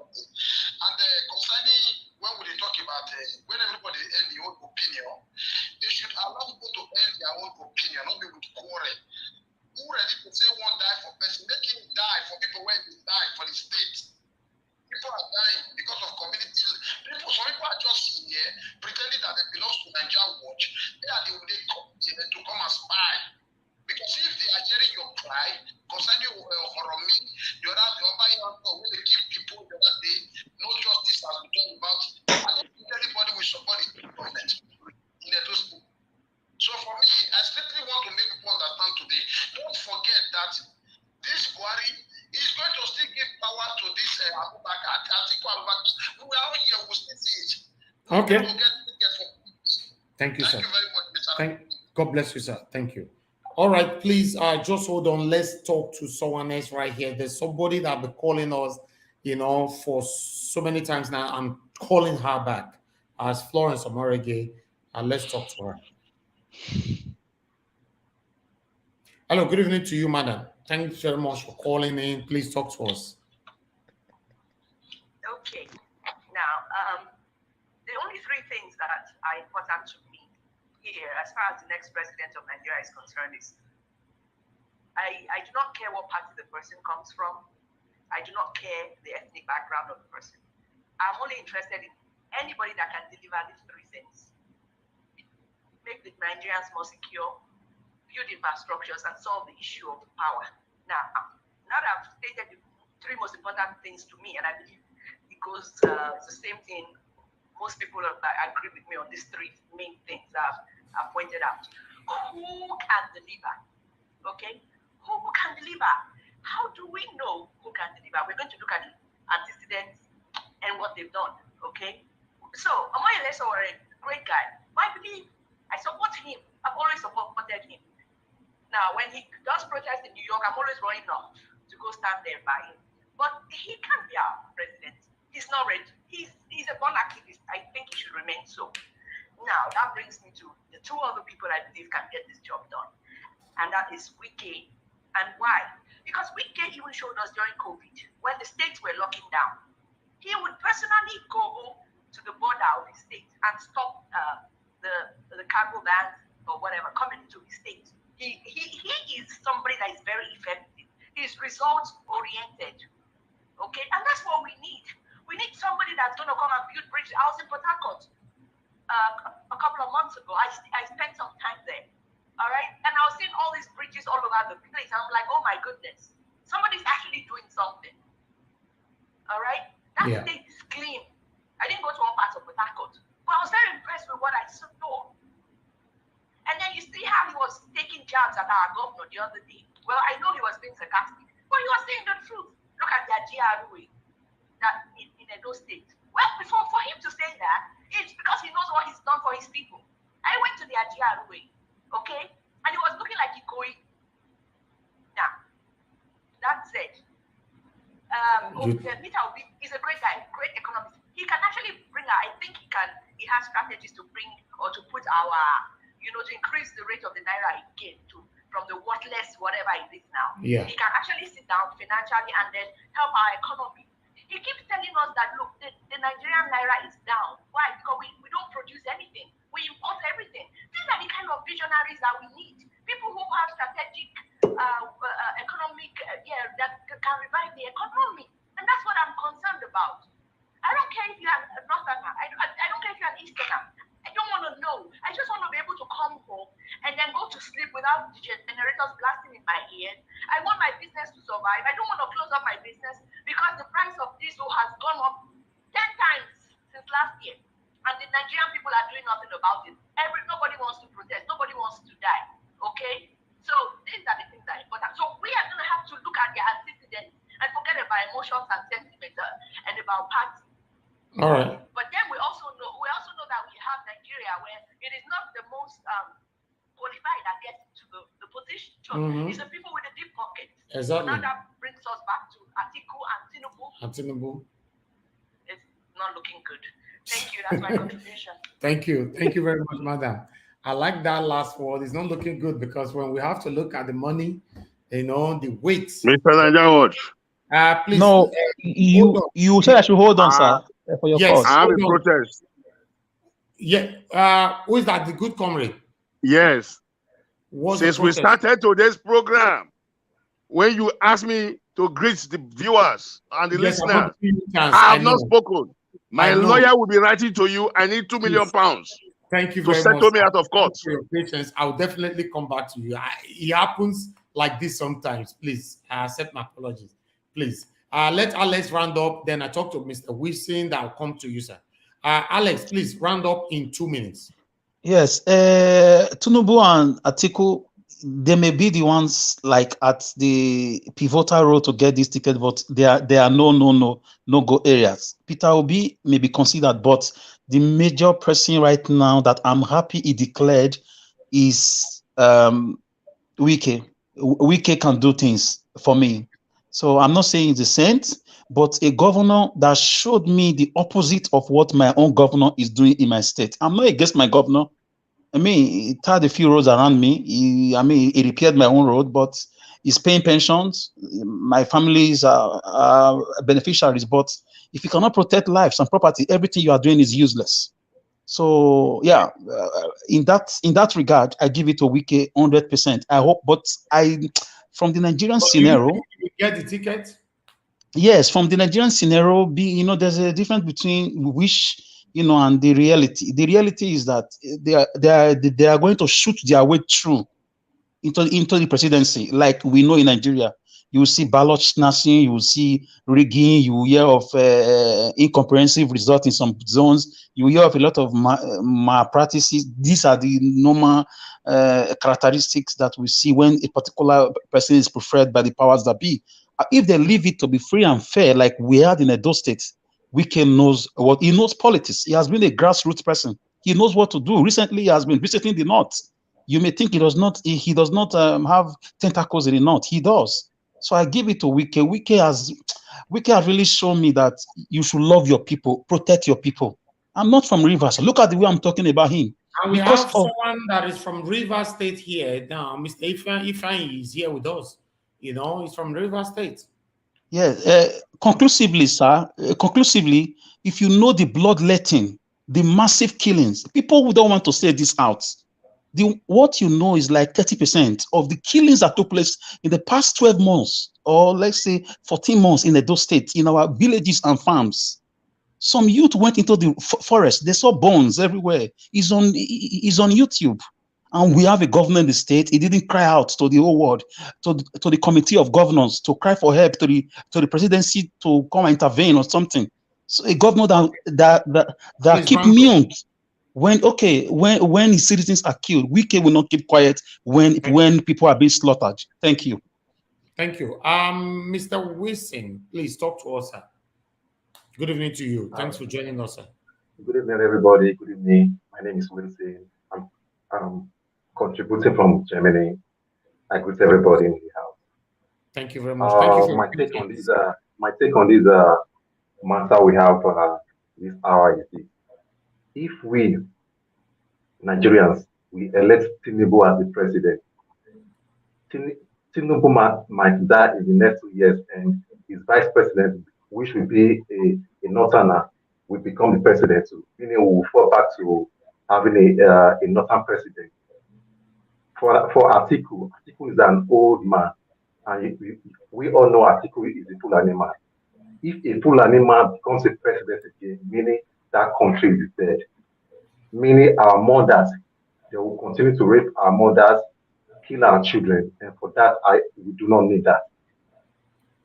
And for Osibanjo, now he's been over 7 years in office now. We cannot hear from him. So even if he's given a chance to be a president, he will not do anything. So the main man now that everyone should support and vote for is Wike. This is the only person that can say, okay, that can fight and say, let there be state police. With state police, then security is ensured in that nation. No Fulani man will come and let state policing be achieved in that nation. So I beg everyone to say, okay, let's quickly win so that we have state police, so that security will be achieved in that country. Me, I want to visit home every time to see my lovely ones. But without security, no one would like to go home. For this, I will beg everyone to say, okay, let's give Wike a chance. I do not know him. I'm an Edo man, a Benin man. For me to choose Wike over my governor, just a couple of weeks back, Padara was killed, and the governor said he will find the route. Till now, we've not heard from him. Is that a governor? So I would say Wike is the best person for now. He is the only one that can fight this Fulani herdsmen, this Fulani government, to take that power back and restore security to that country. For everyone is here saying, for Peter Obi is an educated mind, learned, but is someone that the Fulani people can wave aside. But Wike is a rock. You cannot move him. Whatever he says, he does. So I will cast my vote on that man, and I will give him my support totally. Thank you, everybody. Thank you very much. Thank you very much, Mr. Wilson. Appreciate you. Now we are coming to the good comrade. The good comrade is the most patient panelist today for the first time. The good comrade, please. We would like to hear from you to tell us who do you think that can bring smile to Nigerians, and who do you think that they're going to give tickets to when it comes to PDP and APC? No electric shock. God bless everybody.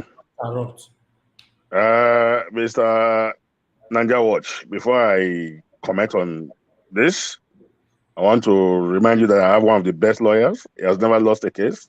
I will be writing to you very soon. Why are they £2 million in there? Because you kept me, you marginalized me throughout 3 hours. Now, okay, no problem. Now let's be serious now. May God bless everybody again. Power is given by God Almighty. It's not gotten by force. It's only God Almighty that knows the hearts of men. I cannot just come out and say this is the man I want, because when they are campaigning for election, it's different from when they are in the office. But what I would have loved Nigerians to focus on, those who are in office today, are we holding them accountable? All the 36 state governors, they have yearly budget now. How are the implementation going? We are taking our eye off the ball. We are talking about 2023 next year. So right now, nobody is questioning those in office right now. That's the big mistake we are making as citizens of a country. For all the aspirants, Peter Obi, may God bless him. I like him, but I have a problem with him. For him to live so much. Oh, just give me a sec. Somebody's trying to call me directly. I have to cut the person off. Okay, the good comrade. Hello, let me continue. Yeah, okay. For Peter Obi, he has given us the list of the money he has left behind in various banks, and these are facts. He did not come to play to the gallery. But the question I have for him, after the time he kept all this money in different banks in the states, has he solved the entire problem in the state as at then? Have he tarred out the road? Have he built cottage industries? Has he engaged the youth, take them off the street by way of employment, engagement, training and retraining, and so to keep money is good, but in our own democracy, it's okay. Just look at how the money kept now. This new governor, Peter Willie Obiano, that was just arrested now, left a debt of 109 billion and left just 300 million naira in the state coffers.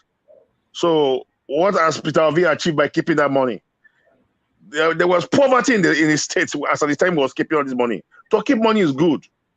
If we have structures, system in place, But you can see that the new governor just came there, used the money, and even left the states in debt.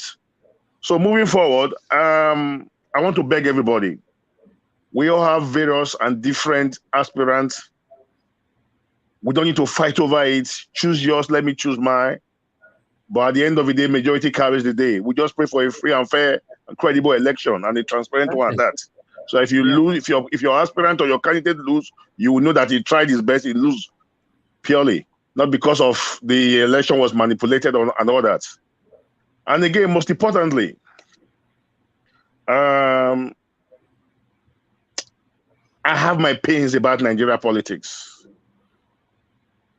Until we take care of illiteracy and unemployment, we can talk from nothing, God will come. The money bars will keep dominating the system. I'm a realist. Not because I like the money back. No, I don't like them. But that just watch. You will see it's going to be between Atiku and Tinubu, because that is the way our democracy is structured. Just look at this last Saturday. I was watching live streaming the APC convention. One of the chairmanship aspirants was interviewed by, I think, channels or so. You know what he said? You know what he told us? He said he have spent over 300 million naira fighting to become the chairman of APC, but he was asked to step down at the end of the day. What does that tell us? So the question that came to my brain was, if this man is saying he spent over 300 million naira, what is the salary of a chairman of a party? Can he be any more than a state governor? Can he be any more than the president of a country? So why will a man invest so much money, 300 million, to become chairman of a national party? So I don't know. Our democracy is so different. So we need to start thinking of how to see. We are looking at the presidency. Where we should be looking at is the House of Assembly and the House of and the Senate. We have to put good men there to make laws. Men who will look at the president in his eyes and say, no, this budget is fraud. There's party here. This is what the people want. You understand? To be a check on the presidency. Until we start thinking of how to elect people into those chambers, Senate and House of Rep, to be a check, not to be a rubber stamp. Put Jesus Christ as the president, who will achieve nothing. So, moving forward, I want to pray for Nigeria, and I want to encourage everybody to go for their PVC and come out and vote on that day, because we heard in the same convention, APC said they have over 41 million registered members. But everybody should take note of that figure. At the end of the presidential election next year, the APC aspirant will not get up to 50 million. So what happened to the other million? It means people don't even have faith in the system, because some people have already made up their mind. If we come out and vote, they get the right result. We need to work on that. No, they can't write results if we all come out and march, because we don't participate in election. We are just talking here on social media, just the few of us. We are less than 1%. The actual voters don't come out on election day. They play football on that day. So people will just sit down and sleep on that day. Look at Obaseki now. He said he has carried out a registration exercise of PDP in the state. He has over 500,000 people. But how many thousand did he win with when he won Izayamu? And they don't say it's over up to 6 million. If you have to look for an accurate census figure, not the fraudulent figure we are working with now. So it means majority of us are not still active in political participation. So we stay away, and we expect the Agberos who are there to come and make good law for us. That's why I said everybody should get involved in the process. Lawyer, doctor, engineer, pastor. We all should come out and pack the entire family, as long as they are up to the age of 18. Come out and vote. If we dominate the system, they can't ring election. Look at, we're just shouting now. Look at the convention of APC. Say consensus. What is democracy? This is a party who is supposed to show example to other political parties. Some cabals just sat down and brought out list of who they want, forcing people who have suffered to the party to step down. That is not encouraging enough. If I was the president, I would say, God bless everybody that is participating or contesting different positions. Everybody go to the field, go and test your popularity. And the election must be free and fair and credible, transparent. If you lose, you will see right there that you tried your best. The person who won is more popular than you. That would have won my heart. But some men just sat there. You saw a convention was supposed to start at about 3 p.m. in the afternoon, starting at about 9, 10 at night. Because they were holding meeting after meeting. Where some few people will choose for all of us. That is not democracy. That is not good enough. I've lost faith in the Nigerian dream. Thank you. So I don't know. May God bless everybody. I wish everybody the best. Thank you very much, the good comrade. I appreciate you. Now, everyone have contributed. We have less than 10 minutes to end the show. But before that, I'm going to give 1 minute to everyone again. And I'm going to take 5 calls as well. Call us in case you be trying to call us and we didn't pick a call. You can call now. You have the opportunity to call back now. I'll pick your call. But before I receive a call from any caller right now, I'll move to Pa Monday. Hey, Pa, please. Okay, Pa, please hold on. Someone is already calling in. Let me prioritize the callers for now. Hello, good evening to you. What's your name? Where are you calling us from? Good evening, sir. Hello. Good evening, panelists. Good evening, presenter. Thank you, sir. I'm calling. My name is Frank Okuwage. I'm calling you from the United States. Thank you, Mr. Frank, sir. All the way from the United States. Please talk to us, sir. Thank you for giving me the opportunity to express my opinion through your widely monitored site. I'm going to be very brief. I'm an ardent supporter of Governor Obaseki. I still support him. But somebody spoke some minutes ago when he was interrupted by a bully guy, Mr. Moruji. That person has given me a very detailed information that I want to hear and something I learned. I think because of that man, I don't like Wike as a person because of his method of talking to people, but for his political nature, I will support him if he come out for president. Okay. I was eyeing this president, vice president, but he's still going dancing back to be a puppet to the Northerners, just like Jonathan did. Yeah. But somebody like Wike, I will support him, and I hope he wins the nomination and becomes Nigeria president. He will make Nigeria a better country, security and economical wise, and social development. I believe he will be a good president. That's not bad. And Mr. Moruyi, before you come to live program, always try to eat and think of somebody else. You don't feed anybody, or you don't have power over anybody. Thank you very much. Thank you very much, sir. Have a good evening, sir. God bless you. All right. Let's go to Mr. Epa. Epa, can you hear me? Loud and clear. 1 minute. Then after you go to Israel. Thank you very much. All I see here is that Wike is my second choice, and he will win if Atiku play right. If Atiku didn't get the ticket in the primary, he should collapse his structure to support Wike, and Wike will become the president of Nigeria. That is the only way, and that is all I can say. And Tabua will help him too. Okay. Thank you. Are you done? Oh, that's no. 1 second. Because in the past, Atiku is fond of doing it. If he doesn't win primary, he will just check out and he will not listen to anybody again. The party has been doing that. But on this occasion, maybe by chance, he will bump into this video, and I will urge him, plead with him that if you don't get the ticket, don't spend too much money for primary, collapse your structure, join Tinubu, join Wike.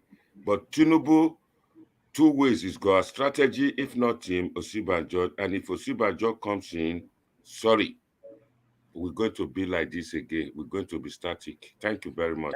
Thank you, sir. Please mute yourself. Thank you very much, sir. Please, Israel, hold on. I have a caller. Let me quickly talk to this caller, then we'll take it from there. Hello, Prince Collins. Thanks for calling us. I was expecting you to join us earlier on. So, how are you doing? Good evening to you. Thank God, everything is great. You are doing great. I really appreciate you. At the time I wanted to join, it was a full house, so I just decided to say, okay, let me just listen. Thank you very much. Listening to everybody. Everybody has contributed, basically very nicely, and I really appreciate everyone. What I'm seeing, as a matter of fact, based on what I've heard so far, I think we need to emphasize how we can see, because as a result of zoning, if PDP want to merge or fight APC because they are the only viable party that can, wage APC right now. If they present Atiku as a candidate, it's going to be very difficult because the idea of zoning is still there, and there's nothing we can do about it until something is done as regards the issue. So if we are talking about credibility as a matter of fact, because that's the only thing we can use now to judge them. For me, I will always look at the role of the Southeast people, Southeast politicians in the politics of Nigeria, most especially in this our latest dispensation, this our third republic. They've always delivered right from Obasanjo's regime, while PDP was there. We look at the role of the Southeast politicians. They've always tried to be a role model to Nigerian politicians. So the right from the beginning, if we talk about Professor Dora Akuri, leader of NAFDAC, we see what he did and how he changed things around, because they look more industrious and lucrative in our part of Nigeria. I don't know what people are running from the fact that certain people have this ability and they don't want to support them to change things around. If we look at the present governor of Anambra State, Professor Soludo, aka Soludo Solution, if we know what he did in the banking sector there, I can still remember how we do suffer when we put money in the bank during the time of Nowhere and all that. People put money in the bank. Bank was a big business, a fraud, the most fraudulent business at that time. The permanent solution Soludo brought to banking sector is enough credibility to say that the Southeast people they come into government and change this around and change it permanently. If we still look at people like Ezekwesili, what they did in Obasanjo's regime, that's the only credibility I would give to Obasanjo there. He was picking people based on their credibility. He didn't pick politicians. He was the one that brought these people to politics. If we look at Patito's ground there, those people that are in Patito's ground, people like Patu Tomi, Doran Duke, how they perform, it's enough reason for us to actually look at the Southeast and say, okay, let us bring out, because we've tried right from 1960, we've tried all these people, Southwest, Northerners, they didn't do anything. Why can't we just have a turnaround, a total turnaround and see if we can actually get the change we want? If we look at the Inno's motto today that we are talking about, this from the East is very industrious and what he's doing is powerful. And what I like in this part of people in this region, they are very consistent and they are very, very reliable. They have the ability of sustaining. In fact, that sustainability is with them. Whatever they do, they are resilient and they sustain it. And that is what it means to build a nation. And you cannot just come, play politics and go back. What has every other part of the nation, what are they offered to this country? Okay, look at the East, the Southeast to the East. The Igbo meal that we are talking about that is giving Nigeria credibility, we see better than China products. This from that side, about meal that we saw to say, oh, this thing is not real. It's a credibility to us as Nigeria. So I know that these people can turn this around. I don't want to mention who is supposed to be, because if we begin to talk about those that are declared so far, they have their credibility. If we talk about somebody that live 15 million or above in the bank, it's better than somebody that went to borrow 20 million and didn't do anything. How many of these governors have really done anything? What was the credibility that Yaradua had there? Is it not the money he left the casino before he left? So when we talk about industrialists, you save. Government the essence of government is to make money for the people and have service. This man, when he was there, he didn't have workers not being paid to demonstrating everywhere. He paid workers up to date and he left with money. That is a big credibility. These people are very industrious. It is time for us to give this artist, whoever that comes out from there, people like this Wike, people like this other man that have declared what is name now, they are credible people. They have the ability of turning. Sorry? I said P2B as well. Yeah, people like Peter Obi and this, they have this credibility of turning this nation around, whether we like it or not. They have this credibility because if you look at the history right from that, they've always been there. They've done, the people have mentioned so far. Look at what NAFDAC, what he did. That woman, he put her life and his family life at the front edge. I don't believe that the Igbos, they are I have a question for colleagues, please. They have the the ability of that one Nigeria, that oneness, they are the one that have that ability to do this. Because whenever they come, they do it to the generality of Nigerians, and everybody will see it and benefit from it.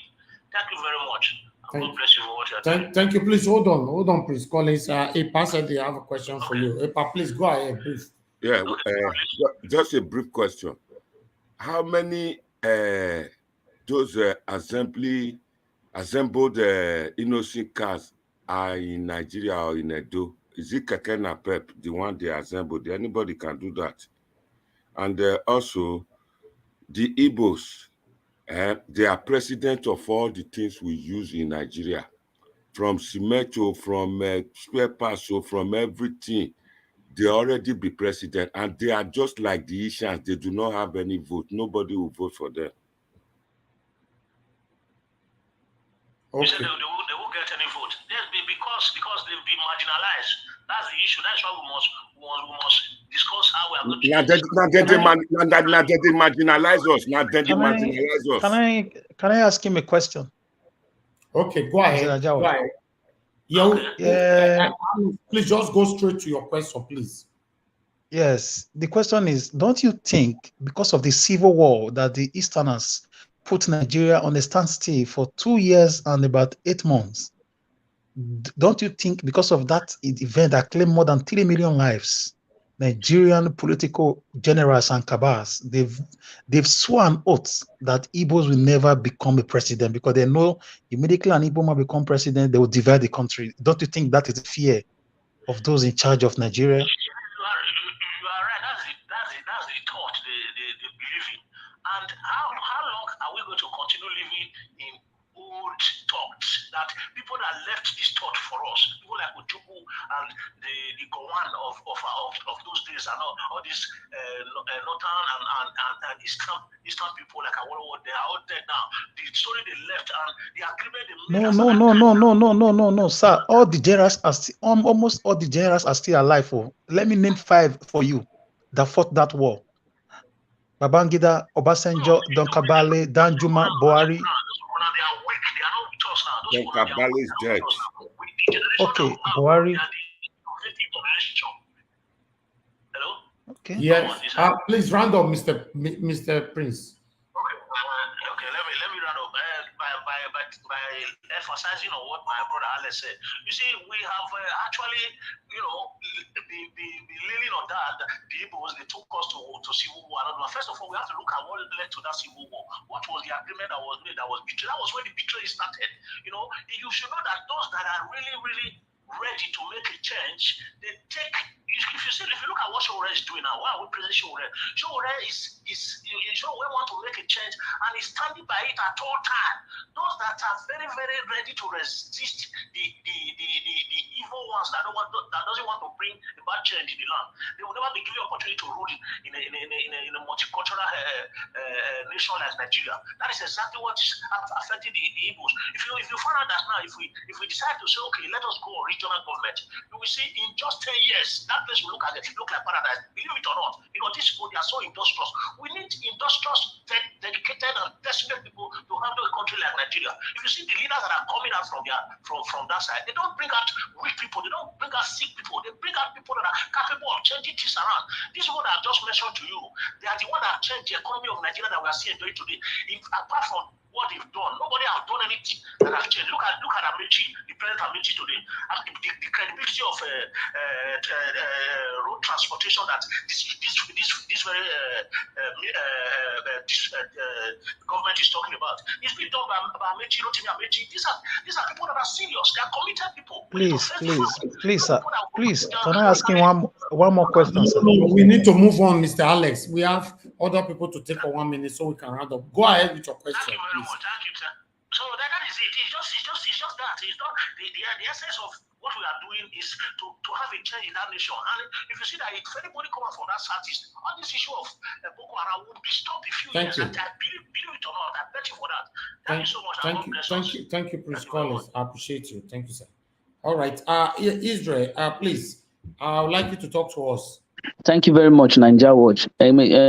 Mr. Collins, thank you very much for how you analyze this thing. Where you see, this is how we will not move from A to B. because people believe that it is time for them to begin to use us and remain where they are. You cannot come out and tell us that what he's saying now is not correct. How many people have come out from the southeast because of the injustice that the Nigerian government has enveloped us, and that is why you see they don't want to give power to these people. Why was Ojukwu fighting for this thing? Because he knew that these people are going to come out with certain shenanigans, and this is the shenanigans that has enveloped us up to today. Why is the issue of Boko Haram there? Because they don't want anybody. They want to see power. Everything belongs to them. Are they the only people in Nigeria? And you ask a part question and he was trying to envelope it towards the tribalistic things. And this is the tendency, and these are the kind of people who want to rule, who want to come there and become a local government chairman. Because you are putting ancient person as they will never get vote. You are already marginalizing these people. And tomorrow you said you want to come and become a local government chairman. How does it work? The quality you have now, you have just demonstrated it. To become a local government chairman with that tendency, do you think you can get there? Or and this is why you cannot go there, because you're already marginalizing us. And this is the problem we have in our state, whereby you guys always come out with a notion of saying if it's not a Benin person, nobody can rule. Which because you have that tendency of marginalizing certain people. This is the problem. And another thing you said it's only South. The South have the opportunity, and if they don't play on this opportunity, it will go back to the North. Why do you believe that it is only the North that have the right to always decide our fate? Because I don't Why believe do you decide? Why do you? It's my turn. I don't believe it's my turn. I don't believe it's my turn. Please stop the interruption. Go ahead. It's my turn, because this is what you guys have always believed in. How can you imagine us? You're telling us that the South, it's only the South have the opportunity now. They have to queue on this person. This person that cannot even take us to the world stage. You are talking about an internal policies. They have not even brought their internal policies, not to talk of even the international policies. Look at our brothers, our allies in the West African regions. We don't even know how to coordinate them. We went to Sierra Leone, we conquer. We went to Liberia, we conquer. And now we cannot even conquer the one in Sambisa forest. It's a wasted resources there. And our soldiers are dying every day. And this is the same person coming to tell us that we have 50 million Nigerians that are jobless. We should enlist them in the army and give them agbado. And you are telling me that this is the person that will give us a future that will lead us in 2029. Thank you. This is the problem we are having, because these our past leaders and these people who have become our older leaders, they have never given us a roadmap on how we use to carry ourselves. And this is why I will queue on the youth, and I'll make sure that the youth, they must wake up, because this is the weapon that you guys are trying to put. You have not started from your own. You started saying that we must queue on the Southerners. The Southerners are not ready. They are the problem of Nigeria. Whereby you see the North as the problem. The constitution you gave to us, your party is part of it. The constitution you gave to us have never given a dividend of democracy. Have never given the rights as citizens to all Nigerians. Has always enveloped them to say that the Northerners are even better than us. When in the educational system, you know that it is not right. The Southerners they will always want to get the highest mark to go to university, whereby people in the North, they will get 50 marks to get to the university. What is equality there? Nigerians, you must have to wake up. These people cannot continue to give us lies and lies and lies. You must queue on the Nigerian who is better off to take you in the next level, not all these wasted people that think that they can carry us to their kingdom come, whereby they are taking us back to Egypt. Thank you very much. Thank you. Epa Monday. Thank you. You have demonstrated some signs of tribalistic spirit in your speech, which is very, very wrong. I will not be surprised if some of our Asian people that is watching us, or consecrated Nigeria's family that are Asians, they label you to be tribalistic, because that statement you use is wrong. One, like I've always said, is good whenever we are talking, we listen to ourselves, because some things we say might be used against us. You know, I don't know if you have anything to say to please, I have something to say. Apologize to that. But if you want to maintain that, it's up to you. Please, thank you very much, Mr. Najawat. You see, I'm not tribalistic as the way they claim it to be. I always feel. But your statement was wrong. I don't defend it. I'm always on the fact. I'm not defending it. What I'm saying is that just like the issue we have in Edo, where the Isians, their vote is very a minute vote they normally produce when it comes to election. It is by the grace of the Benis Edo that is when we get a governor.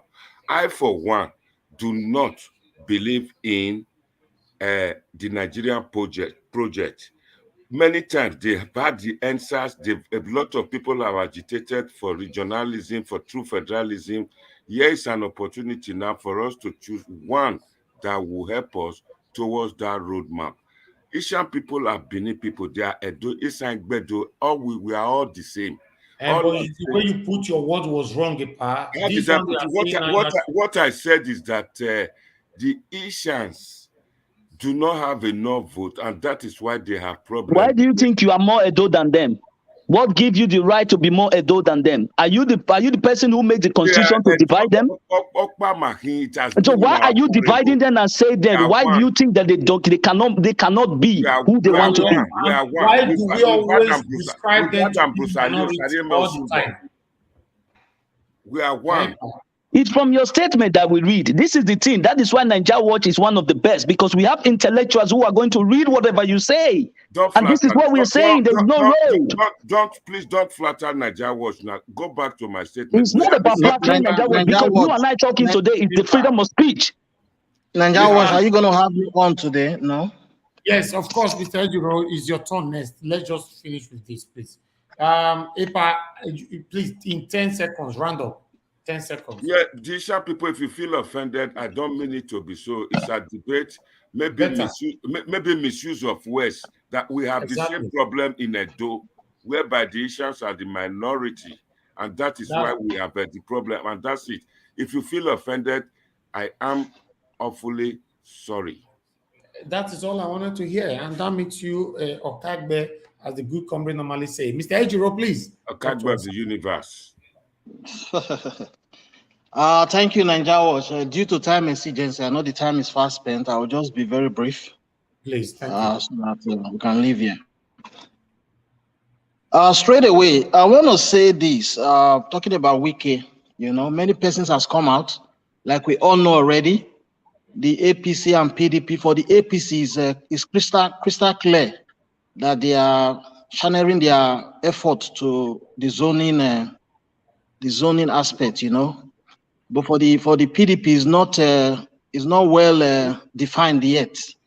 It's not Uhuru yet, we are still waiting to know if they're going to agree on the zoning or they're just going to do a random pick, Talking about Wike coming out to contest. Is his right? Nobody should blame him. He has that constitutional right. Obaseki can even come out to contest. Okowa can come out. So nobody should blame him coming out. But the issue I have with Wike is this. They say charity begins at home. Start from Rivers State. Wike is one man that talks about sense of belonging. But for me, is there sense of belonging in his leadership in Rivers State? That's a big question right there. Dictatorship and autocracy in Rivers State, in my opinion, is the order of the day, So I don't really know what Wike is looking for. Wike only wants to collect his appearance fee. This is my opinion again. Wike only wants to collect his appearance fee as a presidential candidate. If you ask me, and at the same time, to be used as a dirty job to counter and obstruct any chance that might happen to go for any Southeast candidate. Example, Peter Obi. Because whether we like it or not, the way it stands now, if we are to forge ahead as a people, if we are to move ahead, we need to give the East a chance at this time. This is my opinion and my take. Thank you. Because they are the set of the region that have not really gotten it. after the Civil War. Somebody was saying that maybe our founding father concluded that after the war, they will not give them because they can easily break out. No, it's not easy to break out. Breaking out is not overnight. If you give an Easterner, for him to break out is not Gary, it's not a day job. Breaking out needs a lot for anybody to break out. A comfort has to be set up. Things have to be put in place. Otherwise, if you say we want to break out, you still go back to that Civil War. If you want to just do it on a gra method, on a boju way, like Nigerians will always say, we still end up on the table of Civil War. So breaking out has a lot to do. So for an Easterner to be a president and you say, oh, the next thing he's going to do is to break out, the answer is no. It's not going to happen that way. It will still be very difficult. So we don't need APC. Okay, I'm running off now. We don't need APC or PDP. We want a new Nigeria with law and system that works. We are tired of suffering and smiling. Exactly. We want constant power supply, good roads, good health care, good education. We want good job. We want our old papas and mamas to be taken care of. We want our retired old parents to be paid their dues. We want a country where the youth matters.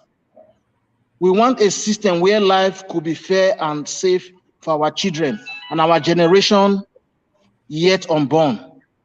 And neither PDP or APC can give us this. This is my take and my submission. Thank you. God bless you, sir. God bless you. Thank you very much. Mr. Ifeanyi, it's your turn now. Your 1 minute, please, can you utilize it? Thank you. Let me correct that our brother, the Ejiro war for what he's saying in Rivers State. First and foremost, in Rivers State, as Rivers State stands today, before you arrest person, like what our governor said, he said that before anybody will come to arrest you, let the person give you show you the warrant for the reason why he's coming. And secondly, women cannot be easily arrested there. Number two, the person is talking, and they are talking about an issue Wike and Amechi. Number two, even me as a citizen, I don't like Amechi. I am not voting Wike because of anything, but I don't like Amechi because Amechi sold our power holding company for his own selfish interest. Let us stand for the truth. If we want to build a nation, we can call our own, and if we can carry our passport to anywhere, we can be proud of it. You understand? Let us not. And another thing I want to say, some people are saying that let's give Southeastern region a chance. I'm telling you like this: if anybody or P2B become the president of that country, terrorists will not stop. Boko Haram will not stop. Let us to be honest to ourselves. You understand? And it's only can I ask you a question? No, let him round up, please. Okay. Go ahead, Mr. Ifeanyi, go ahead. Mr. Ifeanyi, are you there? Ifeanyi, don't go. That's a network problem. Yeah, this network is... Nigeria has happened to Mr. Ifeanyi. That's what we are talking about. Right. But I'm in Nigeria. Yeah, I'm in Nigeria too, and I'm handling all of you here. Yes. So, kudos. We're trying. So, are you not a big fish now? I want Mr. Ifeanyi to come, but I wanted to ask him this question. He said Wike ask every citizen. I thought it was my turn to take my 1 minute. Hold on. I just want to put this thing. You can even answer it if you want to answer it, because it's general. He said Wike told all of them, if a police arrests you, tell the police to give you a warrant before they can take you there. The same Wike knows that in the police station it is written bail is free. Why is it that they are still bailing people and paying money? Why did the same Wike not tell them their constitutional right? Your question. Yes. I am telling you what. See, let me tell you something, my brother. Mr. Ifeanyi, go ahead. Your network is not very pleasant this evening. All right. Before we have Mr. Ifeanyi back, Alex, please use your 1 minute. Okay.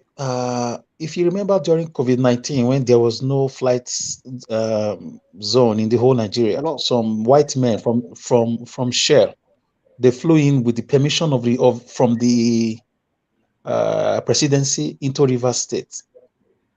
Wike went to the airport by himself and ordered the arrest of these men and told federal governments, you are putting a law and you are breaking it.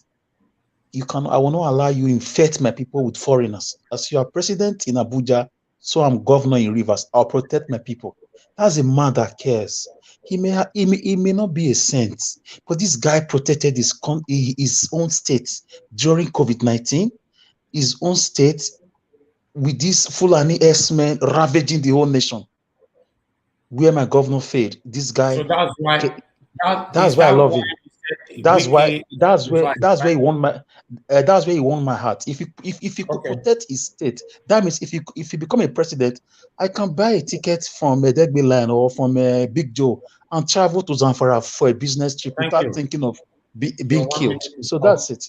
Thank you. Thank you, my brother. Mr. Wilson, please. I'm coming back to you, Mr. Ifeanyi. Mr. Wilson, please talk to us 1 minute. Okay, I will just do that fast. Before I do my own talking, I would just like to apologize to the Isham people on our Epamode's behalf. I know Epamode loves the Isham very well. I think what he's trying to say is that they should step up in voting so that they will also be a governor one day. So I do apologize on his behalf. Okay, I will just say my own contribution now. Mr. Ejiro, you said something about good roads, good healthcare, this, that. The first thing that is urgent now that is supposed to be done so fast is security. You cannot have good roads, good healthcare when insecurity is capturing that nation. Push it talk about who is the person that is so bold to face this Fulani herdsmen, this Fulani government. Nobody else apart from Wike. It's not in my family, my man. I do my baby man, married to an Asian woman. I do not know Wike, but from his behavior, his bold behavior, he is the only one that can face this terrorist and bring sanity, security to that nation. Then from them, maybe after 8 years, we can call Peter Obi to come as the next president to lay down his opinions on how to make that country grow. But for now, what we need is security, capital security, so that everyone will go home and be secure wherever he or she is in that nation. Thank you, everybody. Thank you very much, Mr. Wilson. I'll come back to Mr. Ifeanyi. Mr. Ifeanyi, please unmute yourself. Please, you have 30 seconds now. Just round up. Unmute yourself. Okay. Yes. Okay. What I want to say is that if anybody is saying we can't talk this or talk that, please let the person first and foremost look inside what he said. If it is truth or lie, no matter how he said it, but let us see the truth first, because that is what we need. Secondly, what we need is a place we can call home, and if you are carrying passport, green passport, you can be proud of that. And the only person who can do that for us is Wike. You can never take it away, and he can be boldly to stand for it. All these terrorists, he will make sure he wipe them down, and that country will be restored. He will also he will restore that country the way everybody may benefit, and it will create a job for all the whole Nigerians, and with the place we can call home tomorrow. That is my contribution.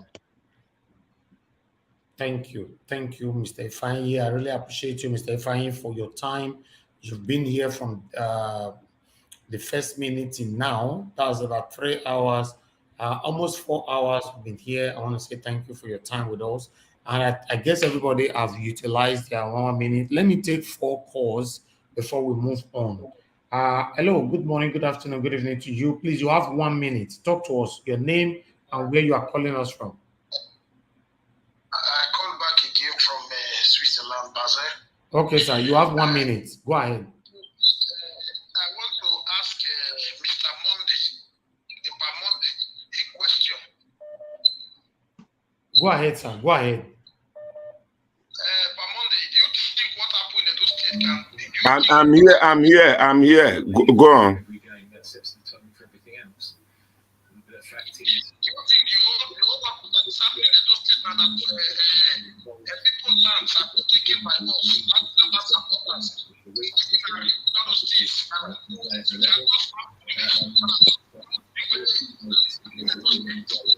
All right. Thank you. Thank you. Did you get the question? No, I didn't. They are not hearing you properly, sir. The line is echoing.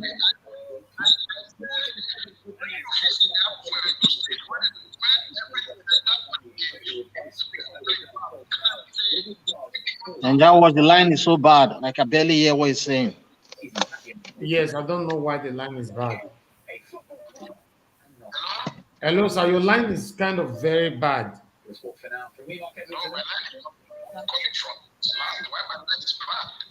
Yeah, it could happen sometimes, you know. Go ahead. Yes, cut it and call back. Cut it and call it back. I don't know why that one is happening. Let's speak to somebody else. We have someone else here. Hello, good evening to you. Please go ahead. What's your name? Where are you calling us from? You only have 1 minute.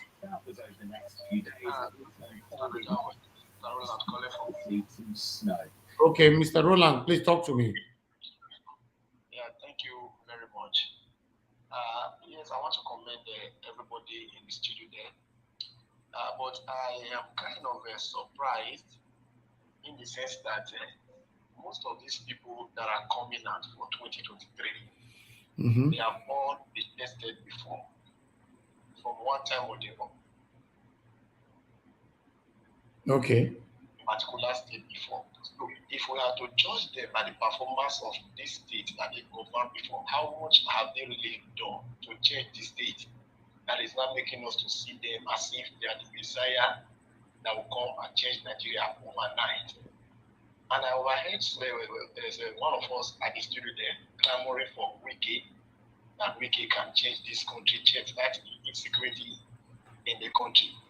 And I would like to also see, find out the rate of insecurity in River State.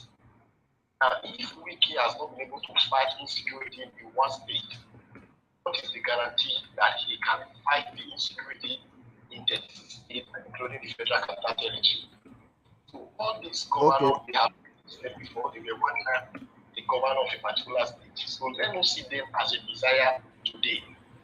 And one other thing I want to also contribute to Mr. Nagawa is, it looks as if we are still getting this thing wrong. Now, we are getting this thing wrong in the sense that our focus is always on the election day. Now, as long as we keep focusing on election day, we're not going to get the best Nigeria of our choice. Most of what happened election day are actually determined during the primaries. Now, how powerful is our PVC if at the end of the day, we are presented with fools to be voted into power? How powerful is our PVC if at the end of the day, we are presented with dummies to be voted into power? So the real choices are actually made during the primary, not during the election. So we have to go back to the primary. Okay, those of us who actually need the change in this Nigeria, we have to go back to the primary and participate in the primary. Let us become a card-carrying member, most especially in this giant political parties in Nigeria. I did a broadcast some time ago, and I said, let the youth of Nigeria, if maybe we can form a smaller party, let us hijack APC from these old people. Let us hijack PDP from these old people. If every youth in Nigeria we decided to say, okay, let us become a card-carrying member of APC or card-carrying member of PDP, at the end of the day, become a majority in the house, then we can present our candidate. But then we have no choice with their money to support our candidate. Thank you. That's who we should Thank you, sir. fight into the primary and the party structure into the election day. Because at the end of the day, the major choice are actually doing the primary. Thank you. God bless you, sir. Thank you so much. Hello, let me talk to this caller again if his call is going to be good now. Hello, good evening to you, sir. I guess you're calling back. Talk to us. We are still, you know. So I really want to ask Mr. Monday some question. Go ahead, sir. Just ask a question. Go ahead.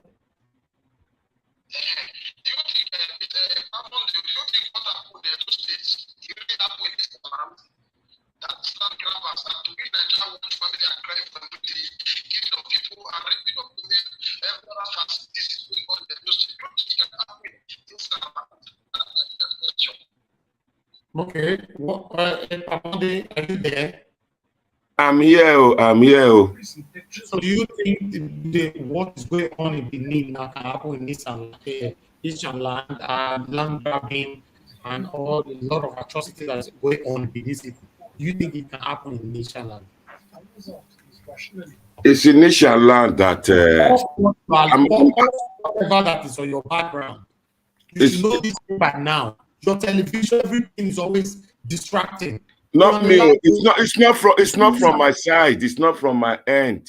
Niger Watch. Okay, talk to us. Go ahead. Go ahead, sir. Go ahead. Just answer. I think we heard about 3 weeks ago some youth went to Urumi to do some show. It happened in Nishan land. So a lot happened there.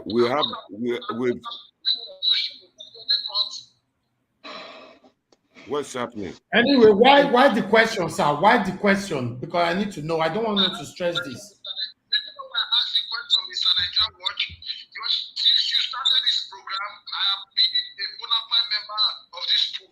Yeah. And they have never been a segregator within, they have never been a tribalistic segregation in this your platform. No. So I wonder why they came out today and said that everybody contest from this land, nobody will vote for them.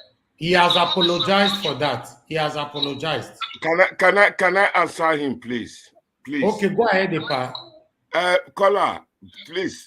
Take it easy. I've apologized that misuse of words and that Asians, and it's true on record, that you are minute set of people in Edo, and that Edo belong to the Benin. We are all one. And that for us to get somebody to represent Asian land as a governor must be at the mercy of the Ununozedo, and that is a fact. Truth is bitter, and that is what has been happening. Even though truth is bitter, but the way you put it on matters as well. So I apologize for the use of words. Yeah, that's what I'm saying. Yeah, that's why they are still emphasizing. People make mistakes and make amends, and we move on. You know, he's a human being. Yes, he can make mistakes. That's what I'm saying. Yeah, if a part of apologize, you should just stick to that. There's no need of analyzing it.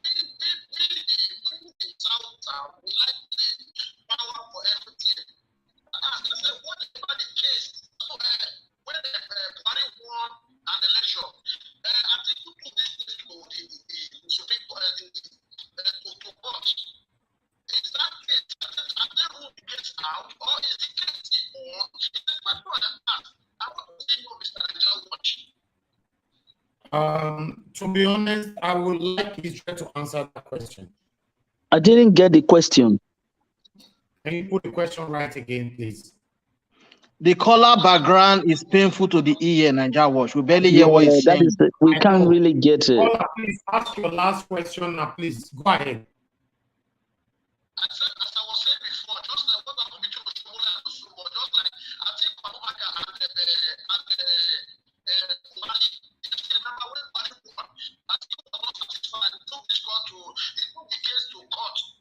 So you want to hear the outcome of that court case, right? You want to know the outcome of the court.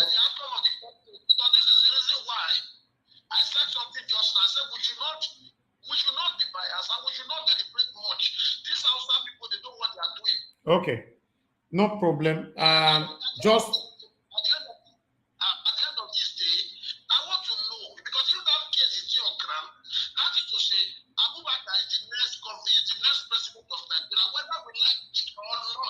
Okay, no problem.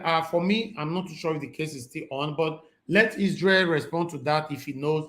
Thank you very much, my brother, for calling in. God bless you. Have a good night. Thank you. Yeah. Israel, do you have any information about the case between Atiku and Buhari during the time of when both of them were contesting together?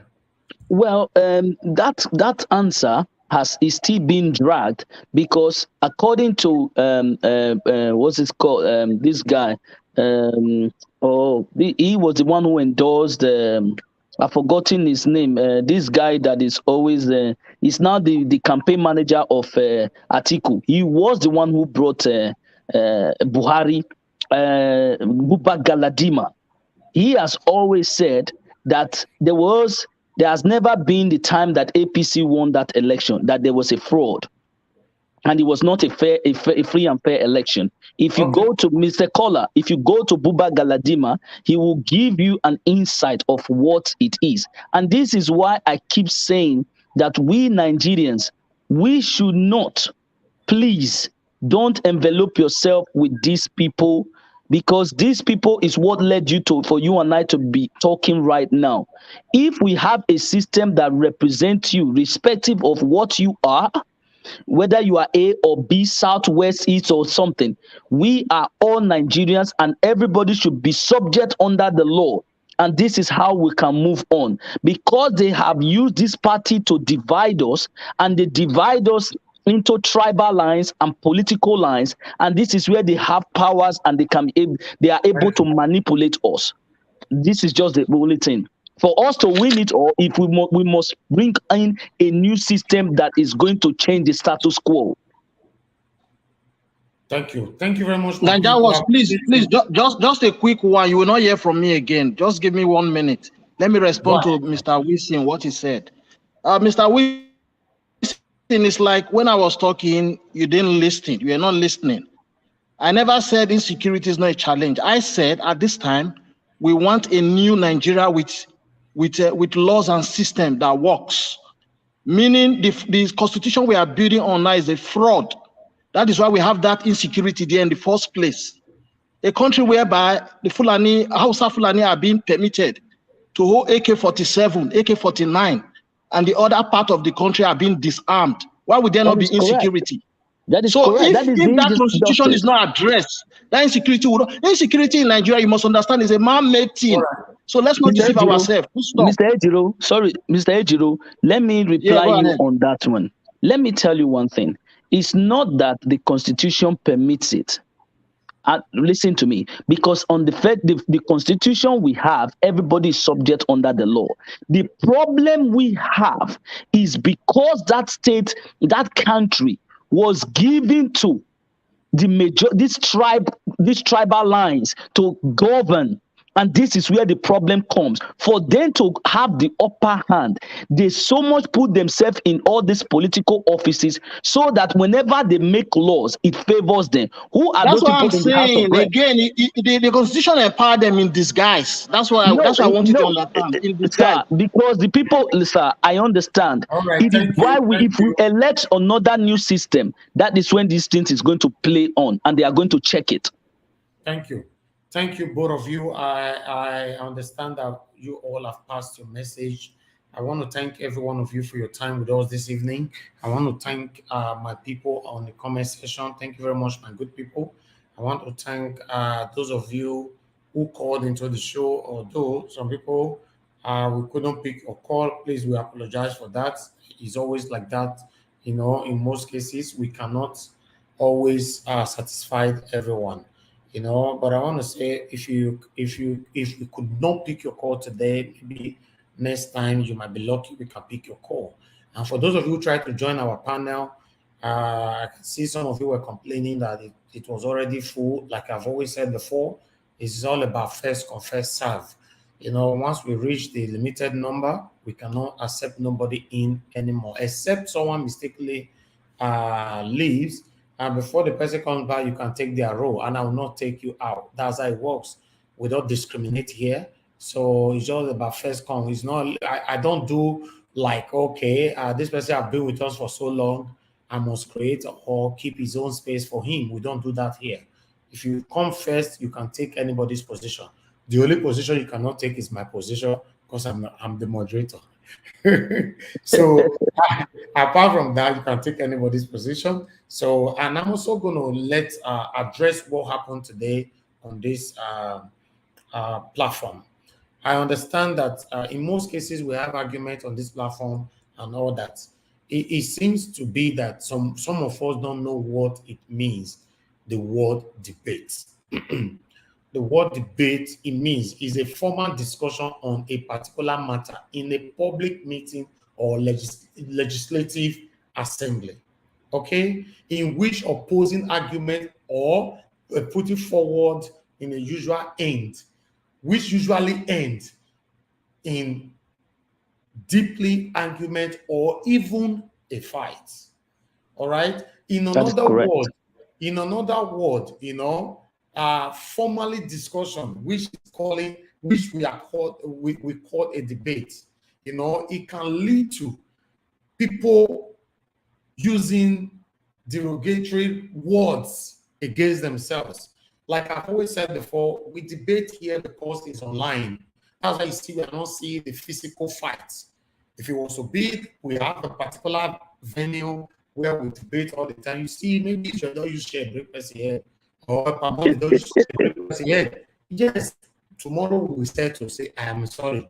That's what debate means. Debate is not friendly. Debate is not where you cook jollof rice. Debate is where you argue, where you oppose, where you counter people, where you will choose never to agree with anybody. That's what debate means. But during the time of debate, if you are taking it personal, in most cases, don't allow yourself to be known for that. That you always want to take it personal, like what Mr. Mori did today. It looks like instruction is the biggest problem we have. Mr. Mori is an elderly man, but a moderator said no interruption. You kept doing it continuously. You know what that means? It means do whatever you want to do. And it is wrong. You see, if you check why we all are debating today, or why we debate yesterday, or why we debate 3 days ago on Friday, is because Nigeria is still not stable as a country. And do you know why? Instructions are still part of our problems. If we cannot control this little space that we have, tell me, how do we move forward? Someone is speaking, you want to interrupt. The moderator says, let this person finish so you can talk. You kept interrupting. Even when I'm speaking, you are interrupting. One, you have looked down on me. Two, I don't know. I don't just know how to describe it. It is wrong. And it is, like I said before, it's really wrong for you to be known for one particular thing. When people are telling you that something is wrong, that is how my parents brought me up. When that thing is persistent, people keep saying it. What do? You work on it. It's okay. That means I cannot be better than everyone. Everyone is complaining over this. Let me do something about it. But when you continue to say you know it all, then you don't know nothing. The only way anybody here, I say, please stop, you did not stop, I will remove you.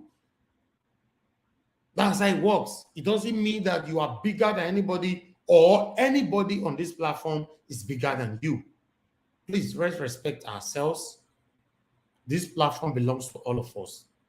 Only it belongs to all of us when you know you are not doing me a favor. You're not doing me a favor. We're talking about Nigeria, what's happening in Nigeria. I'm privileged to enjoy alongside with you all with a platform that I've built for over 10 years now. If you know you can build a platform on your own as well, why not? Invite me. I will support you. If my platform is not attractive, Big names that we have invited to this platform to speak to us, they won't come. Let's say the truth, let's say it how it is. And the reason why it's attractive is because of you and I, not one person. Rudeness is unacceptable here. Disrespectfulness is unacceptable. When somebody is opposing you, as long as the person did not mention your name, even in most cases, even though the person mentioned your name, as long as the person did not insult you, he's only opposing you while taking it personal. That is what debate is all about. It is that person's right, as long as he's inside the body of debate. It is his right or her right to oppose you anyhow they like, as long as they are not insulting you. If you know you don't like it, also oppose them, counter them. Please, this is not right. Just yesterday here, today is Monday. We're already in Tuesday now anyway. Just for Sunday here, the same thing happened with Mr. Murray. Today is happening again. Are you happy with that? Sir, it's not right. Nobody's perfect. Sometimes you need to listen. Even your own child, you need to listen to your child. When you continue to say you knows it all, your child doesn't have to say, then you have a problem. You need to listen to your wife. Please.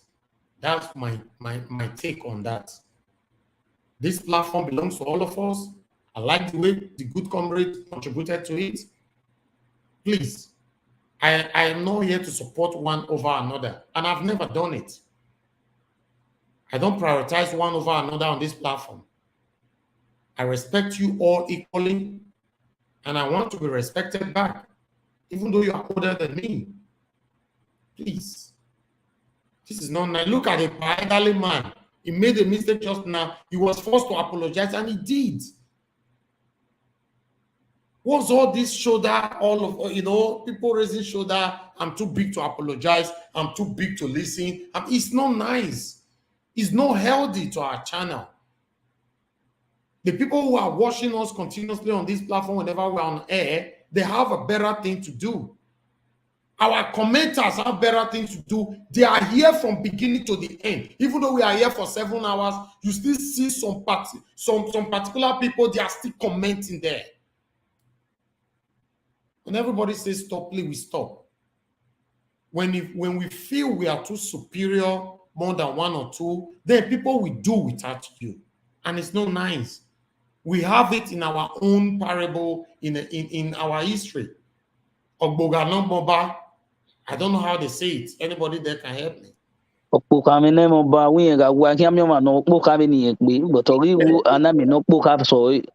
No, he never even died. He never died that time. He go hide. He pretends he died. Yes, he pretends saying he died. For where he hide food, for hide food. Now there is the way they play better music. Not knowing that one small boy has been watching him in the palace doing that thing. When he went to hide, the small boy came out and beat him hands down. And he came out to say, I have not died. I'm still alive. They said, no, just continue. As long as we are concerned, you are dead, right? Yes. Please, my people, let's respect ourselves. I love you all. Even the Mr. Murray that I removed, I love him so much. I respect him. I've never called him never on this platform. I say, Murray, is your turn. I can never do it. The good comrade that knows his full name, I've never mentioned it on this platform.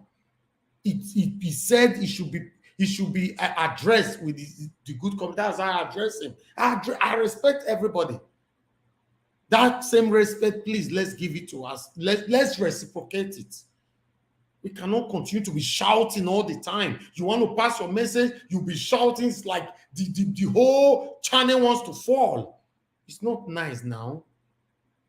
If I'm not here, the way you guys have put me now, if I'm not on a debate with you all, I'm scared. I'm worried. Only God knows what is happening right there now. Even when I want to have some rest, I'll be using one eye to listen to what is happening. That's not nice now. To be honest, it's not nice. If for example, I say now, calm down. Mr. Alex take over or Israel take over, I want to go and sleep. Okay, no, fear not, let me sleep well. I know they will put fire on this platform if I come. Naija Watch, I'm back. Oh, the good I heard coming. one Benin just now. Please, I want my brother to repeat it. I love to learn. Which of our brother want to repeat it? There's a Benin made for the palace Benin, not a common Benin. I was expecting a Pamondi to come back for that interpretation. Please, can you come back without your Benin again, please, Mr. Alex? Is it only, Alex or Machiavelli? Only if you pay a fine for coming back. Now. I love that. So please, to be honest, it's just that we are trying to address it. Even you, sometimes, in most cases, the good comrade, you are guilty of this. You people start argument and you don't end it, and they result to something else. Although you are quick to apologize, that's another good side of you. But please, Mr. Mori is a very nice person. He have knowledge of whatever he's talking about. But the issue that we have with Mr. Mori when he's angry, he just responds to almost everything with anger. I don't know why. It's not. I can't learn from you. Do you guys even believe that I'm learning from you all? Or when I think say I be offer and omega, I know everything. We know.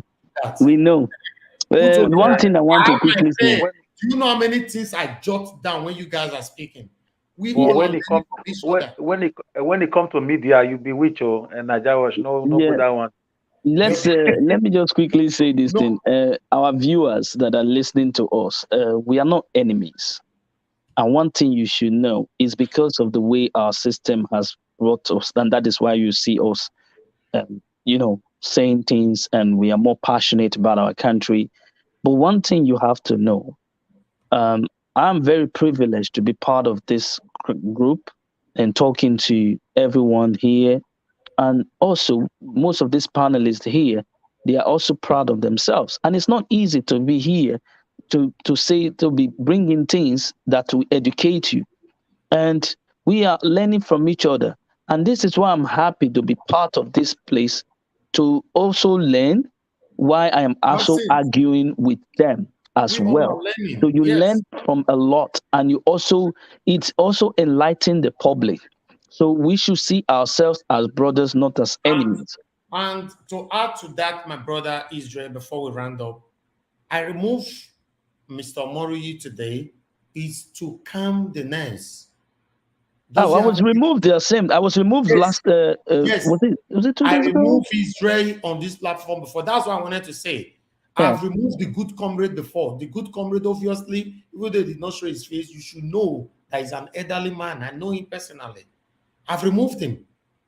I've removed Pamode today, just today, because he was playing music on his background. I say, you are out. Yes, Naija Watch. One thing you must understand, Naija Watch. Yes, sir. Is this, and this is the problem we're having in Nigeria. It's just two things I'm going to mention. The problem we are having as a nation, as a people, is value and morals. In these areas, Nigeria stinks. So if we can get it right, that country will be none to beat. Mr. Ejiro, you are right, and that is based on the foundation, and that is what Naija Watch is building, as in bringing different people in Nigeria together, and that is what we are teaching, and we are also learning as well as panelists. It's not easy, to be honest. This job that we are doing is not easy. If you say easy, come moderate. Even self now they accuse a pa not do this one. We're not. To be a moderator not just easy. To control these hello men, it is easy. You lock this one for you, go pass your dad, you go pass me the comment. Lock her for you, go pass backyard comment. Say, can't you just wait? It's not easy to moderate. Just listen now. We are moderating only 10 or 12. It's like this. People are telling me, someone was advising me yesterday, Naija it's better just open Zoom. We know they get a chance to come in. I said, if we open Zoom for inside this thing, I bet you within 10 minutes we'll have 200 people that will be here. And you say, I think if that means we'll spend 12 hours for debate. If you, even though you give everybody 2 minutes, go still reach 12 hours. Who will spend for here? Before somebody will cause observation. I want to attack the good comrade with you talk. I want to listen. It's not just look at the hours now, 4 hours, 20 minutes for only 12 people. You think it's easy? I deliberately don't want to add Zoom to this. As long as the space is filled up, let's just do it like that. If you add Zoom to this, it's not easy, my brother. So please, let's coordinate ourselves. Let's help ourselves and, to move this forward. We all are learning from each other. Anybody that is here now, don't think you are free. In case you do the same thing where Mr. Mori will do tomorrow, we'll also remove you. In fact, it's the new rules now. You'll be removed. You just be removed. Because if you meet... Mr. Naija Watch. Yes, sir. Moving forward, you said you're going to be very busy in the next few weeks. Yes, sir. Our darling sister, Irene Ward, please, you have to empower her. I think I like the way she handled the program when you were not here. So please make provision for that. All right, sir. I will be. I will be off for 2 weeks. I need holiday. Nigeria not be holiday. Now home. UK not be holiday. Now home. So I dey go holiday, and this holiday not concern these two countries. So now they go. So I beg, make una manage yourselves. I will. Kenya. Kenya. Please make una manage yourselves. At least I will assign the moderator that will take over the next debate that we're going to be having. It's going to be fluent the same way. I'll be watching though, anywhere I am. If I see someone still set fire put, I will still shoot come out. I will shoot but it go good say I not shoot come out. No, my 40 enjoy my holiday. My talk while they talk. It's not easy for me. Trust me. I appreciate you all. Thank you very much, my good people, Naija Watch family. Now God. Thank you very much. Thank you. Wissing, thank you very much. I appreciate you, Alex. Thank you so much. Mr. Ifeanyi, thank you for joining us. God bless you. The good comrade, I really do appreciate you. Thank you. My brother, God bless you. God bless you, my brother. Mr. Ejiro, thank you so much. All of you. Thank you. Now, God will bless all of you. Now, I really do appreciate you all. I will say good night for now. Make una let us go sleep. No, you need to say your good night. Good night, everybody. New Year. Can't I speak the last name? Naija Watch, I'm suspecting you. You grew up in GRA, not in Benin. Good